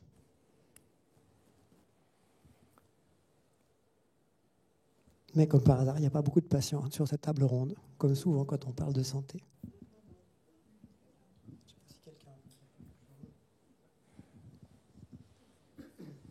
Je pense que c'est comme pour tous les soignants. Chaque fois qu'il y a un patient qui va mieux ou qu'il y a une relation qui se crée, c'est ce qui nous a toujours fait vivre dans les situations difficiles ou dans les longues nuits de garde. Quand il y a cette qualité qui revient en retour, donc cet aspect humain, il reste quand même extrêmement central et extrêmement présent et très quotidien. Et ça, c'est une immense force. Je dirais qu'un autre petit pas, il me semble, qui est en train d'être fait, c'est justement autour de la crise des professionnels. On conçoit maintenant les professionnels comme un grand tout. C'est-à-dire, c'est pas les professionnels d'hôpital ou les professionnels dans les EMS. En fait, pour les premières fois, je trouve qu'il y a un discours beaucoup plus systémique sur les enjeux du système. Et quand on parle des professionnels, c'est vraiment quel que soit le setting, quel que soit le lieu de travail. Et ça, je trouve, ça fédère. Ça veut dire qu'on est beaucoup moins cloisonné, je pense, qu'il y a 15 ans, par exemple. Cette crise-là, elle a beaucoup ouvert les portes entre les différents dispositifs, et encore plus, évidemment, avec la crise Covid. Donc ça, c'est quand même de la culture commune qui se crée. Et ça veut dire qu'on n'est certainement pas sur les mêmes discours dogmatiques qu'on avait avant à l'hôpital en disant les médecins installés, voilà, ça va pas du tout, nous, on est les meilleurs et tout. C'est peut-être toujours un petit peu comme ça, mais je pense qu'il y a quand même des choses où on perçoit beaucoup plus l'utilité, les bénéfices, cette nécessité de lien, en fait, qui avant partait plutôt de la communauté vers l'hôpital, qui restait dans sa tour d'ivoire. Je trouve que l'hôpital est plus perméable maintenant à beaucoup d'autres discours. Et alors ça fait partie des petits pas, ou des grands pas. Oui, je voulais juste rebondir sur ce que venait de dire Julie. On fait des petits pas, mais on a aussi fait des grands pas. Si je prends la préparation à la sortie de l'hôpital, puisque c'est un moment d'une trajectoire de soins, de prise en charge, de suivi, de santé. Il y a bien des années de ça, on s'occupait de préparer la sortie quasi la veille. La veille de la sortie. Aujourd'hui, avec l'ensemble des partenaires, les services hospitaliers, la liaison rattachée au réseau, les partenaires en amont de l'hôpital, en aval de l'hôpital, les CMS, les OSAD, les médecins traitants, eh bien la sortie se prépare quasiment 1 à 2 jours après l'entrée. Et puis, de plus en plus, on travaille pour préparer la sortie avant même que le patient soit entré à l'hôpital. Et voilà, un petit pas, c'est qu'aujourd'hui, une personne qui sort à domicile, qui a besoin d'un soutien à domicile, eh bien, elle a la présence des soins à domicile dans les 8 heures après sa sortie. Ça, c'est quand même, voilà, c'est quand même des pas qui sont importants. Et si ça peut se faire, bah, c'est grâce au travail de tous, à l'interne de l'hôpital, mais également avec l'externe.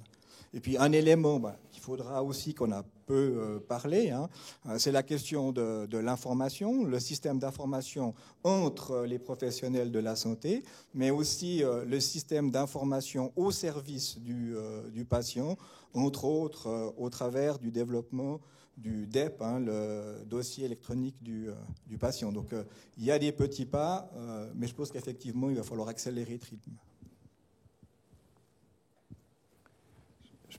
Si vous m'interpellez, je vous amène un micro, n'hésitez pas. Il y a des petits pas. Vous avez parlé de la difficulté. Donc on est dans la maison, on ne peut pas simplement la quitter et refaire totalement, c'est sûr. Il y a beaucoup de petits pas. Est-ce qu'ils ne sont pas, comment dire, pour nous, on risque de nous mettre plus en tension. C'est une question de ressources souvent. Les petits pas prennent de l'énergie. Et peut-être le risque là derrière, c'est que nous ne cultivons pas assez ce que vous avez amené, cultiver la dimension symbolique commune. Comme disait Stéphanie Monod tout à l'heure aussi, si on n'a pas un projet commun et finalement non seulement un mandat formulé, mais une symbolique commune vers où on va, les petits pas risquent d'être vécus comme une espèce d'alignement de prestations, une espèce de truc supplémentaire à gérer, alors qu'il faudrait le construire et le vivre. J'ai moins pensé auparavant à cette dimension symbolique. C'est vrai que tant qu'on est fondamentalement dans la symbolique de l'hôpital et qu'on n'est pas au clair avec les maintiens à domicile et d'autres partenaires de ce que nous faisons ensemble et que la symbolique peut un petit peu bouger ailleurs, peut-être plus vers le domicile, ça risque d'être compliqué. À la fois pour nous, pour le lieu symbolique et l'hôpital, mais à la fois aussi pour les patients qui se sentent en sécurité à l'hôpital et pas ailleurs. Souvent. C'est effectivement, de reconstruire plus d'hôpitaux, ça serait l'alternative, mais c'était une provocation de ta part.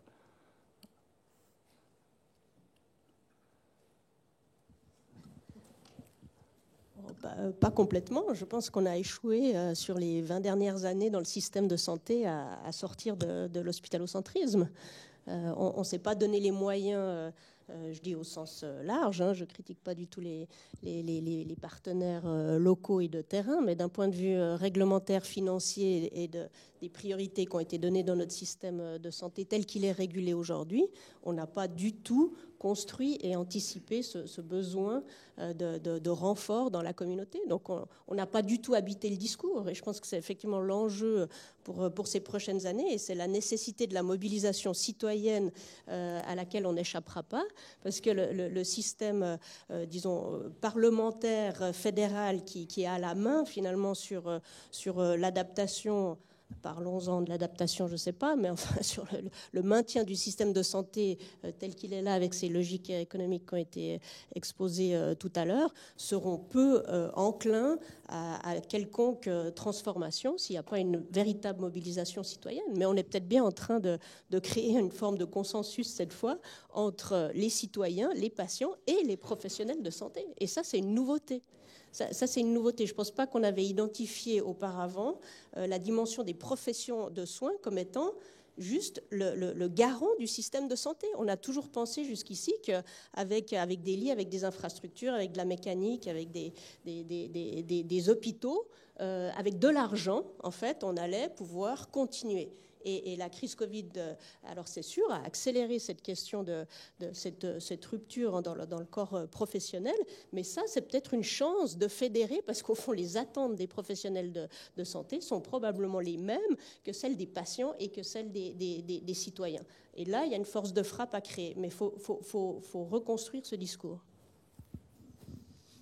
Ouais, moi je pense aussi qu'il y a beaucoup de discours à reconstruire.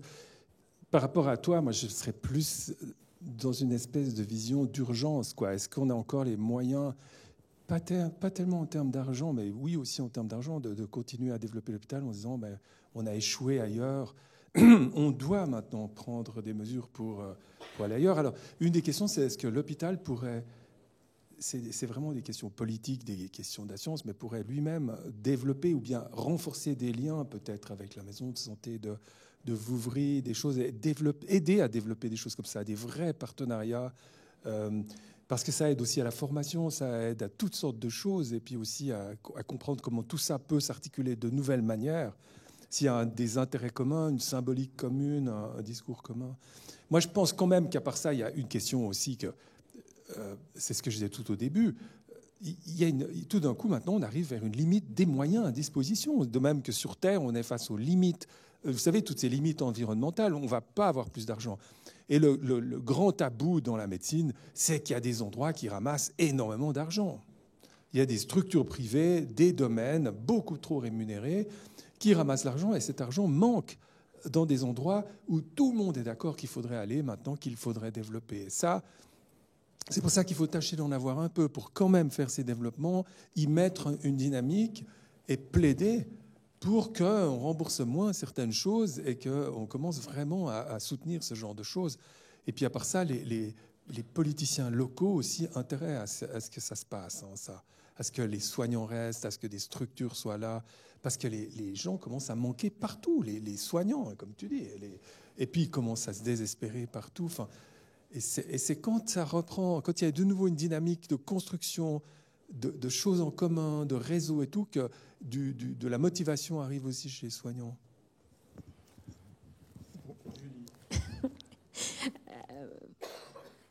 Peut-être pour l'exemple de ne pas être déprimé à la sortie, ce que je me disais, c'est que du point de vue, hormis les aspects plus financement, santé publique, etc., plus large, du point de vue de l'hôpital, on peut agir aussi localement, et on voit qu'on le fait du point de vue de la HRC avec les partenaires, comme on disait au quotidien, que chacun peut faire sa part localement pour que ça bouge. Et on voit aussi que ça peut faire bouger les lignes plus haut. Dans les collaborations, par exemple, entre les permanences HRC et les médecins installés, les réflexions sur le système de garde médicale dans la région, il y a des choses qui sont en train de bouger dans les lignes plus hautes, même au niveau politique, en montrant aussi une motivation à une volonté à faire bouger le système localement, et ça questionne en fait des lignes plus haut.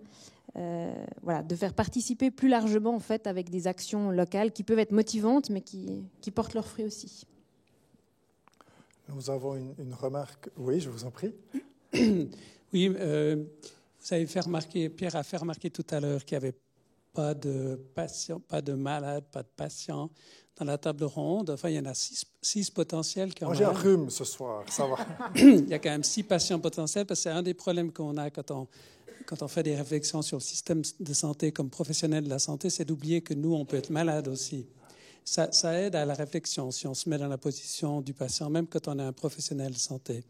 Mais ce qui manque cruellement à la table ronde, c'est quelqu'un qui représente le monde politique, et puis politique fédérale, parce que je pense que si on avait invité un politique, on aurait pris quelqu'un de local ou éventuellement du canton.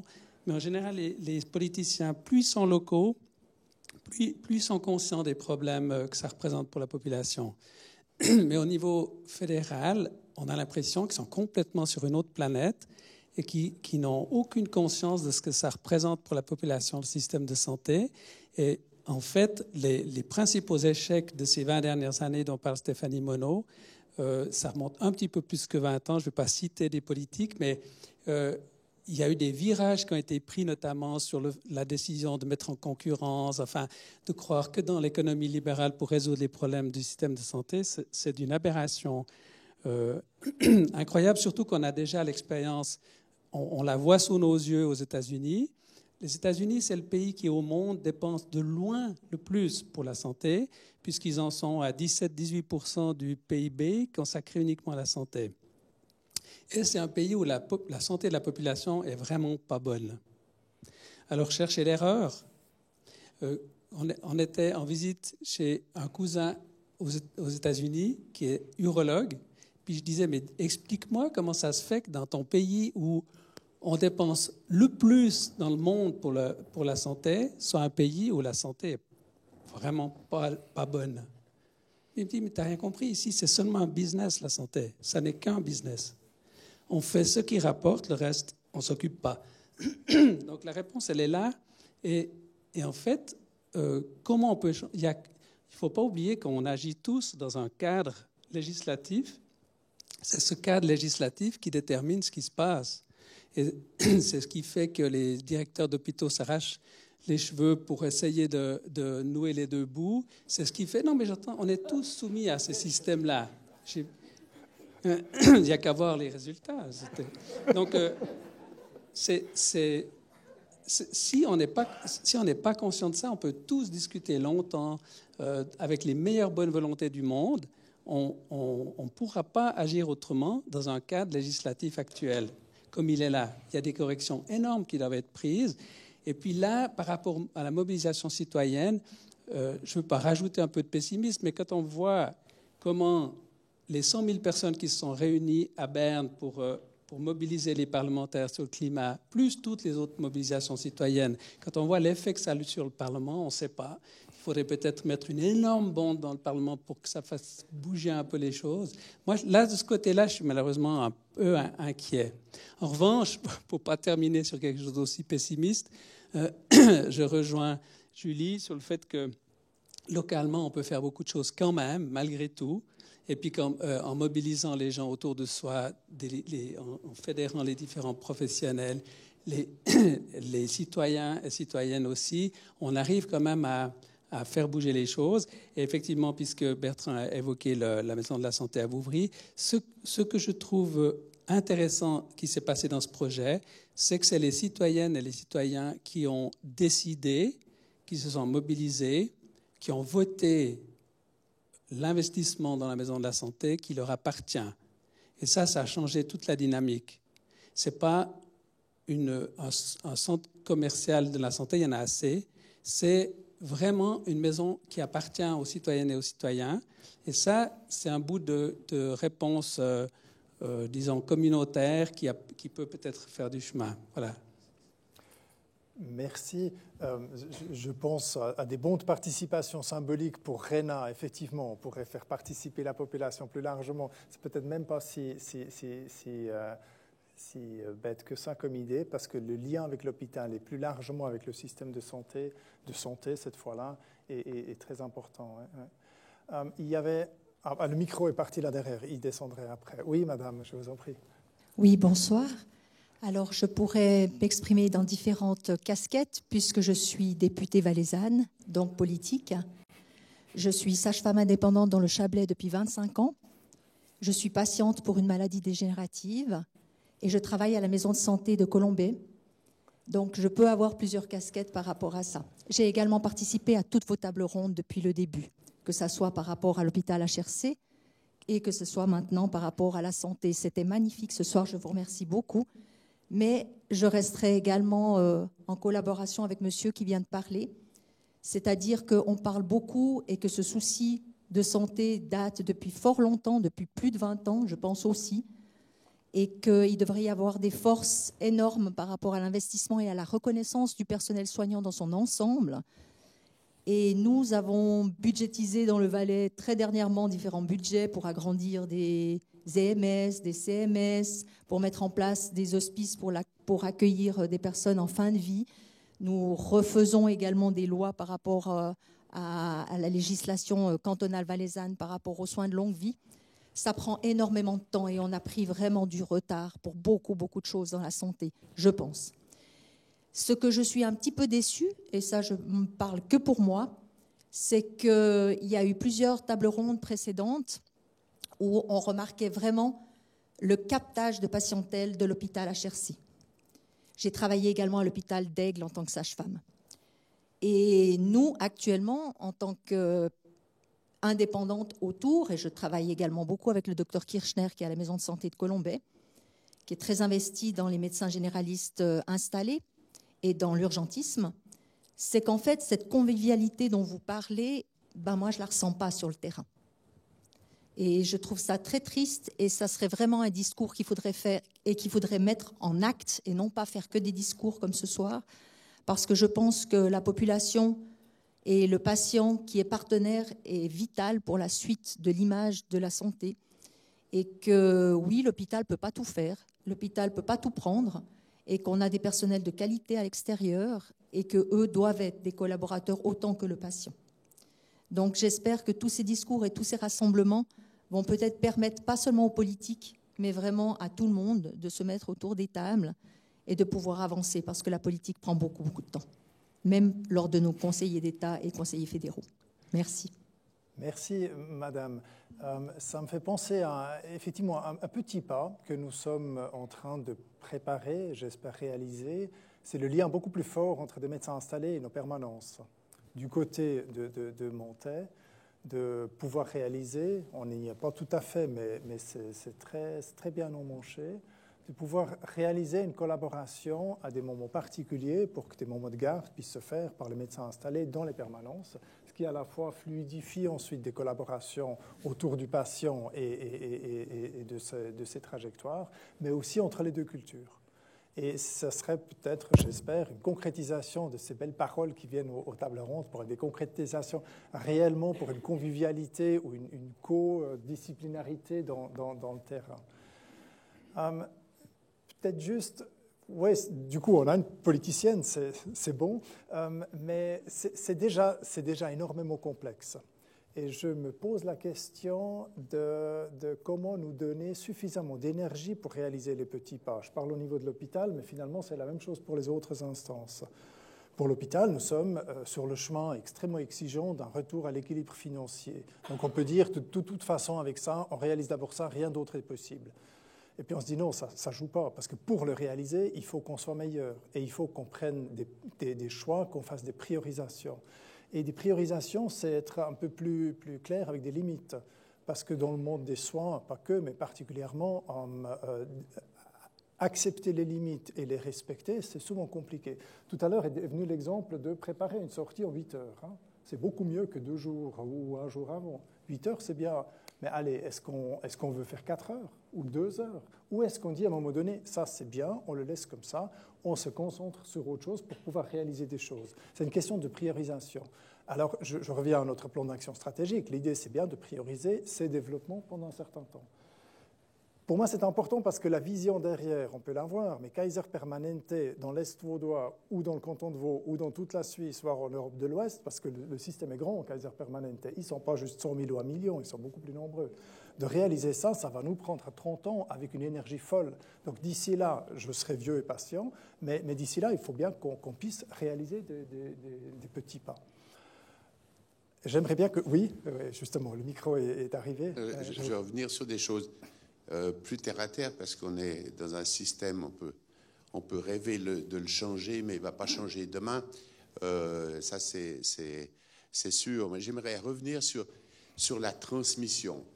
Parce que, au fond, on fait un projet de prise en charge pour un patient, peut-être à l'hôpital, etc. Mais les gens qui vont suivre dans les réseaux, qui vont suivre les médecins traitants qui vont suivre, etc., souvent, ils ne participent pas du tout au projet thérapeutique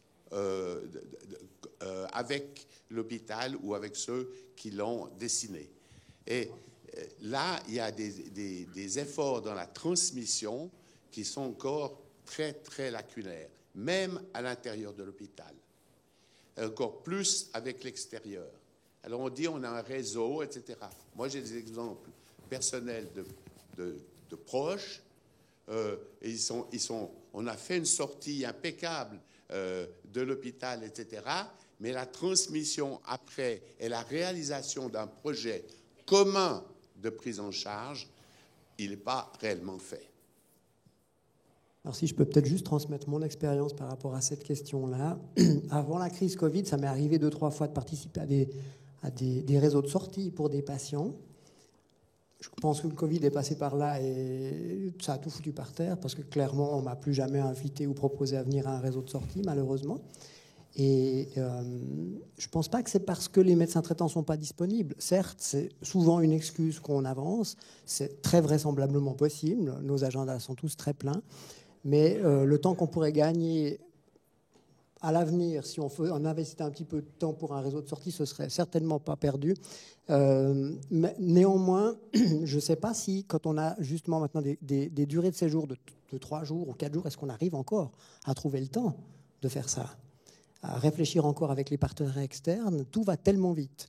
Même à l'intérieur de l'hôpital, le patient il est suivi tel jour par un interne, le lendemain par un autre. Enfin, comment faire pour garder de la cohérence et une vision et intégrer en plus les partenaires externes là derrière, je ne sais pas. Mais la cohérence coûte cher. C'est clair, parce que les patients reviennent après à l'hôpital, parce qu'ils ont été peut-être moins bien pris en charge à la sortie. Et là, on est dans une de ces tensions majeures que plus les tensions sont fortes dans l'hôpital en lien avec la durée moyenne de séjour, mieux va l'hôpital au niveau économique, grosso modo, pour simplifier beaucoup. Mais moins ces échanges sont possibles, parce que la tension est très, très élevée. Ouais. Ceci dit, le Covid a bon dos, parce que même un téléphone, c'est pas compliqué à faire, mais c'est extrêmement rare que je reçoive un téléphone, et pourtant, l'hôpital a ma ligne directe, a mon numéro de Natel, je sais que c'est quelque part dans une base de données, mais c'est jamais utilisé. C'est dommage. J'ai peut-être juste un petit complément par rapport à, puisqu'on parle de projets de sortie d'hôpital et puis de réalisation d'une prise en charge. C'est vrai qu'aujourd'hui, le Brio emploie des infirmières de liaison. Et c'est vrai qu'aujourd'hui, on se pose la question sur l'utilité des infirmières de liaison qui vont préparer la sortie au niveau du A, puisqu'effectivement, les durées de séjour, on est passé en 20 ans quasiment de quasi 10 jours de durée moyenne de séjour à 5,2 de durée de séjour. Donc c'est une diminution de quasi 50%. Et on est en train de se poser la question, mais est-ce que le projet entre guillemets, de vie, le projet de soins, ne devrait pas être discuté une fois que la personne est à domicile avec l'ensemble des partenaires et pas uniquement lorsqu'elle est contrainte par le temps, entre guillemets, dans un lit d'hôpital. Donc c'est vrai que c'est une problématique qui est là. Au niveau du Brio, on voit aussi le nombre de réseaux diminuer. Donc là, je pense qu'il y a effectivement donc de réseaux réunissant différents professionnels avec le patient et ses proches. Là, je pense que les raisons sont multiples.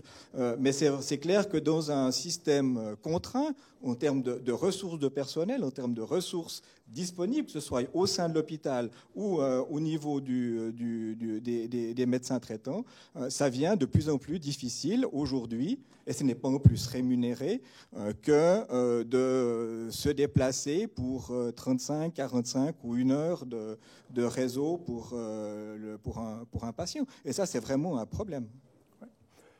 Et je pense que je l'ai vécu du côté de Neuchâtel avec le maintien à domicile. La problématique de la transmission était beaucoup trop vécue comme je te transmets et tu reprends, boum, comme ça.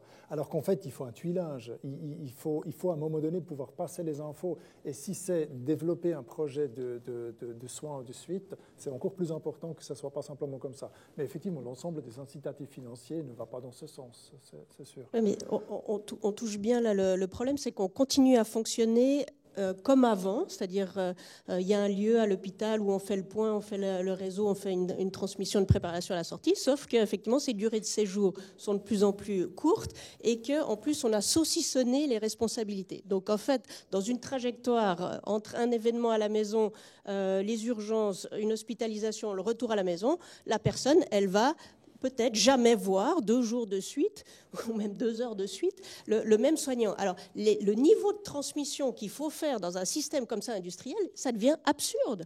Donc, à un moment donné, moi, ce que j'aurais envie de vous dire, tenter un projet pilote où on met où on pense la trajectoire d'un patient et la responsabilité de trajectoire du point A au point B et retour au point A. C'est-à-dire, si on ne change pas le modèle, on met tout le monde sous tension et forcément on fait des lacunes en termes de transmission et on fait que des insatisfaits, les patients en premier, mais les professionnels aussi, parce que c'est insupportable de devoir travailler en regardant vite un dossier, en essayant de répondre aux proches des patients le mieux qu'on peut, en se disant qu'il faudrait bien appeler le médecin traitant mais qu'on n'a pas le temps. Enfin, on rentre le soir à la maison avec une image de professionnel qui est assez catastrophique. Donc je pense que si on veut garder, disons, encore dans la maison, je pense qu'on doit oser des pilotages différents des trajectoires. Alors sous forme pilote, 59B, que sais-je, mais je ne pense pas qu'on pourra faire encore tout mieux, et même avec la numérisation que tout le monde appelle de ses voeux, on est très loin de la faire. Il y a juste une question là. C'est une question autour du savoir, parce qu'on parle des professionnels, on parle de système de santé qui est très compliqué. Mais en fait, c'est assez simple, la santé. Bon, c'est compliqué parce que chacun a sa définition, mais si on pose la question à une personne si elle est en bonne ou en mauvaise santé, on aurait une réponse. Et en fait, on a tous ces professionnels qui s'épuisent à essayer de construire des systèmes qui sont encore plus compliqués et ingérables, qu'il va falloir normer, enfin tout ça a été dit. Et on parle très peu de la capacitation de ces acteurs, de tous ces gens qui savent ce que c'est d'être en santé, mais qui ne savent pas comment l'être, ou comment le rester, ou comment le redevenir. Et je me demandais si, un peu comme pour le Covid, on a appris aux gens à porter des masques, à tenir les distances pour ne pas consommer de la santé dans le sens médical, il ne fallait pas qu'on fasse exactement la même chose, juste pour survivre, pour pouvoir être encore en bonne santé demain. En gros, pourquoi est-ce que l'hôpital, ce ne serait pas un lieu de savoir et de transmission du savoir? Pourquoi est-ce que, alors il y a un bout de réponse, pourquoi est-ce qu'en quelques jours, on ne pourrait pas rendre le patient plus intelligent à la sortie qu'à l'entrée, en même temps qu'il est en meilleure santé? Et d'intégration des savoirs et en fin de compte de prévention et d'accompagnement. Tu voulais réagir à ça? Merci beaucoup, monsieur. Merci infiniment, parce que je voulais justement intervenir en disant, est-ce qu'on peut revenir un peu à ce qui était l'objectif et notre objectif stratégique population et santé, c'est justement comment l'hôpital peut agir avec les autres partenaires du réseau pour travailler non plus dans une logique uniquement de soins. On est là en bout de course quand la personne elle est malade et qu'il faut absolument la traiter, mais quel va être le rôle de l'hôpital et comment est-ce que l'hôpital peut être plus responsabilité dans la santé d'une population. Et puis c'est vrai qu'on a glissé parce qu'on est dans un système qui est devenu mais tellement contraignant et tellement frustrant pour tout le monde qu'inévitablement on reglisse sur ces contraintes et ces difficultés. Donc je vous remercie beaucoup pour votre intervention, parce que moi je voulais interroger nos partenaires pour savoir s'il y a des réflexions aussi à l'intérieur de vos propres cercles là-dessus. Si on devait travailler avec la médecine de ville, par exemple, sur ce sujet-là, qu'est-ce qui pourrait être fait? Si on travaille avec le réseau Santé Haut-Léman ou des réseaux comme ça sur ce sujet-là, qu'est-ce qui pourrait être fait? Je voulais ramener un peu le débat là-dessus pour sortir un peu de la morosité ambiante et se projeter dans le futur, faire ce que Bertrand Kieffer disait, il faut qu'on passe d'un système de soins à un système de santé, mais comment on le fait et qu'est-ce qu'entre partenaires on pourrait faire? Moi, je pense qu'en fait, une des grandes problématiques, c'est qu'on pense que la santé, c'est la responsabilité des soignants. Or, c'est un problème sociétal. Une des expériences que j'ai faites, j'ai appris vraiment quand je suis allé faire le cours Paprika, qui est un cours qui essaye de montrer aux médecins praticiens comment faire bouger les patients, comment essayer de lutter contre la sédentarité. Ce que j'ai retenu de ce cours, finalement, c'est qu'en fait, le problème, il n'est pas médical.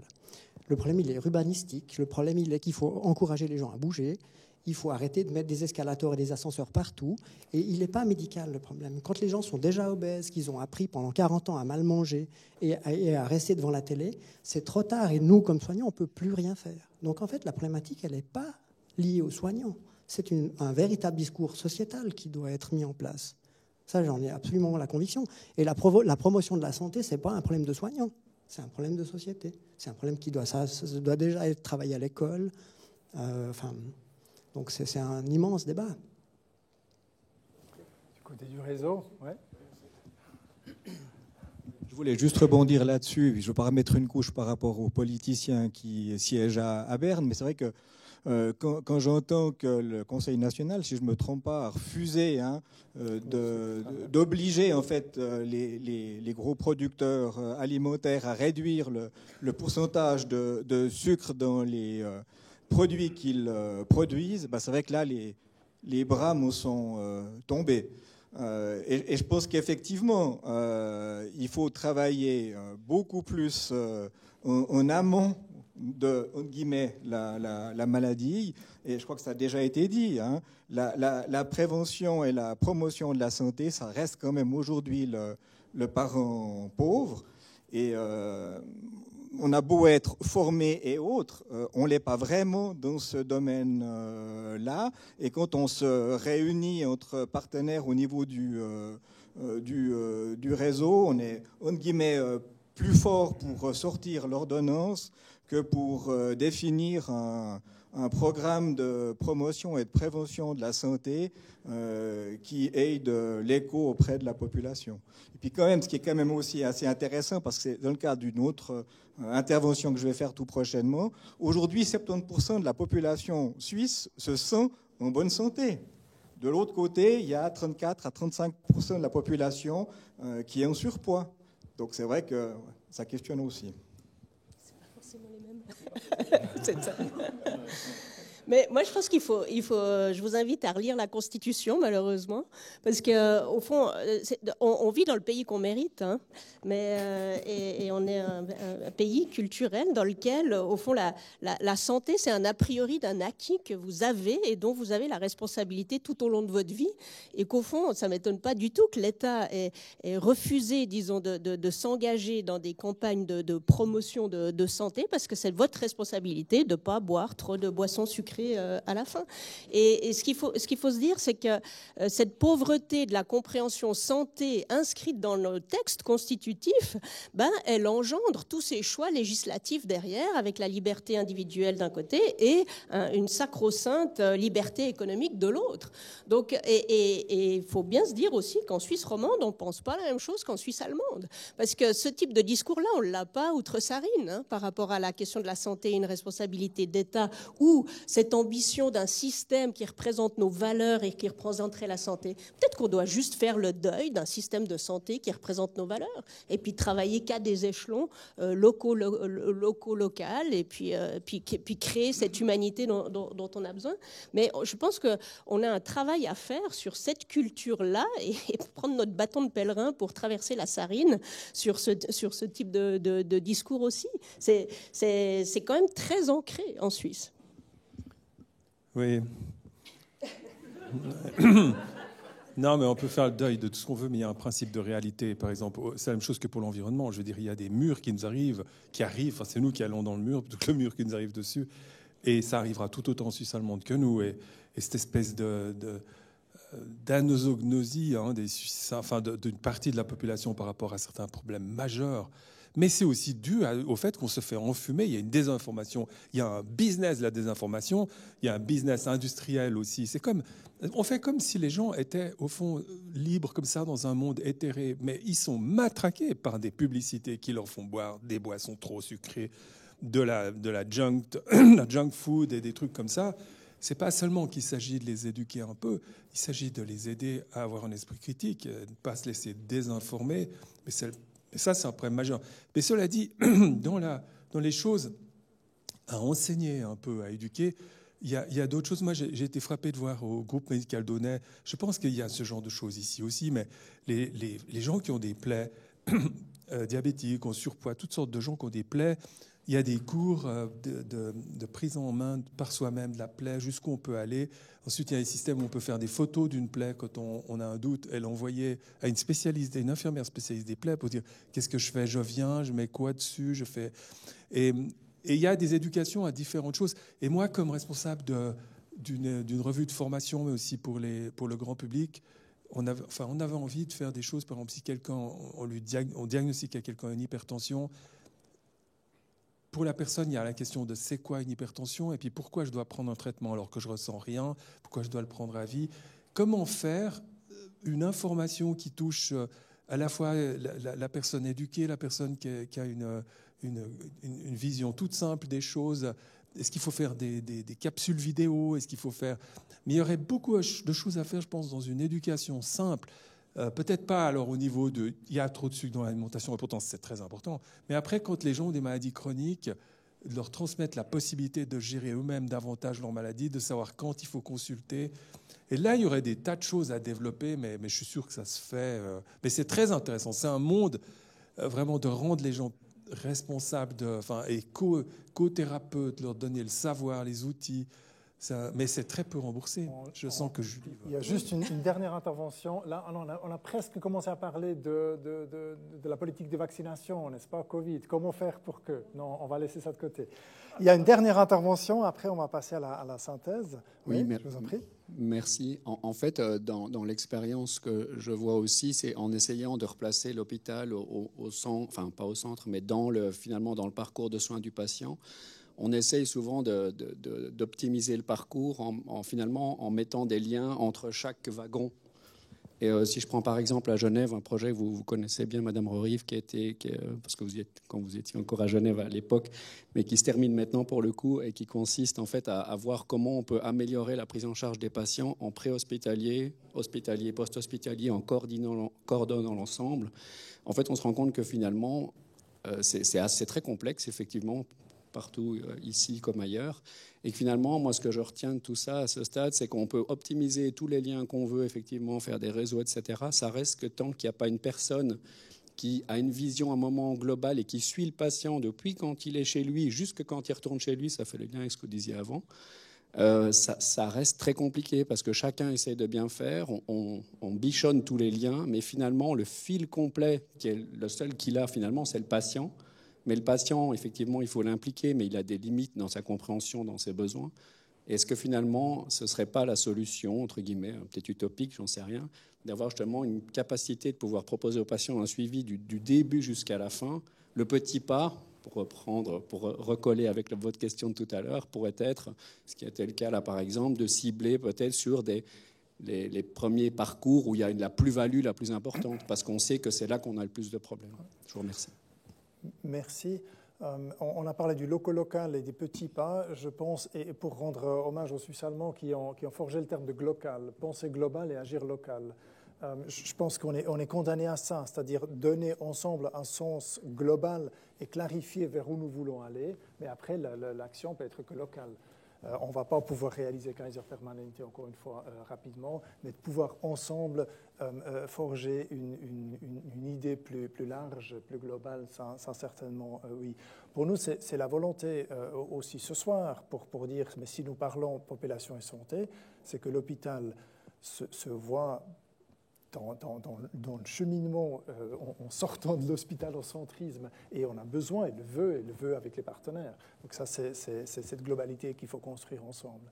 Pour moi, c'est assez fort cette idée de ne pas s'arrêter à l'idée ou à une prestation qu'on ajoute, mais aussi devoir travailler non seulement le sens, mais la dimension symbolique là derrière pour dire on va offrir quoi. Même la dimension religieuse, finalement, prendre soin, comment globalement nous donnons un sens pour nous et pour la population à ça. Sinon, on va se faire renvoyer finalement à l'intérieur de nos cordes ou à l'intérieur de nos murs. Il y a encore une intervention, ça te va? Tu en as pour combien de temps? J'ai promis 19 C'est-à-dire que plus on parle, plus ça va être compliqué de faire une synthèse. Okay. Mais non, allez-y. Tu en supportes une encore, et puis après, on va passer à la synthèse. Oui, juste... ouais.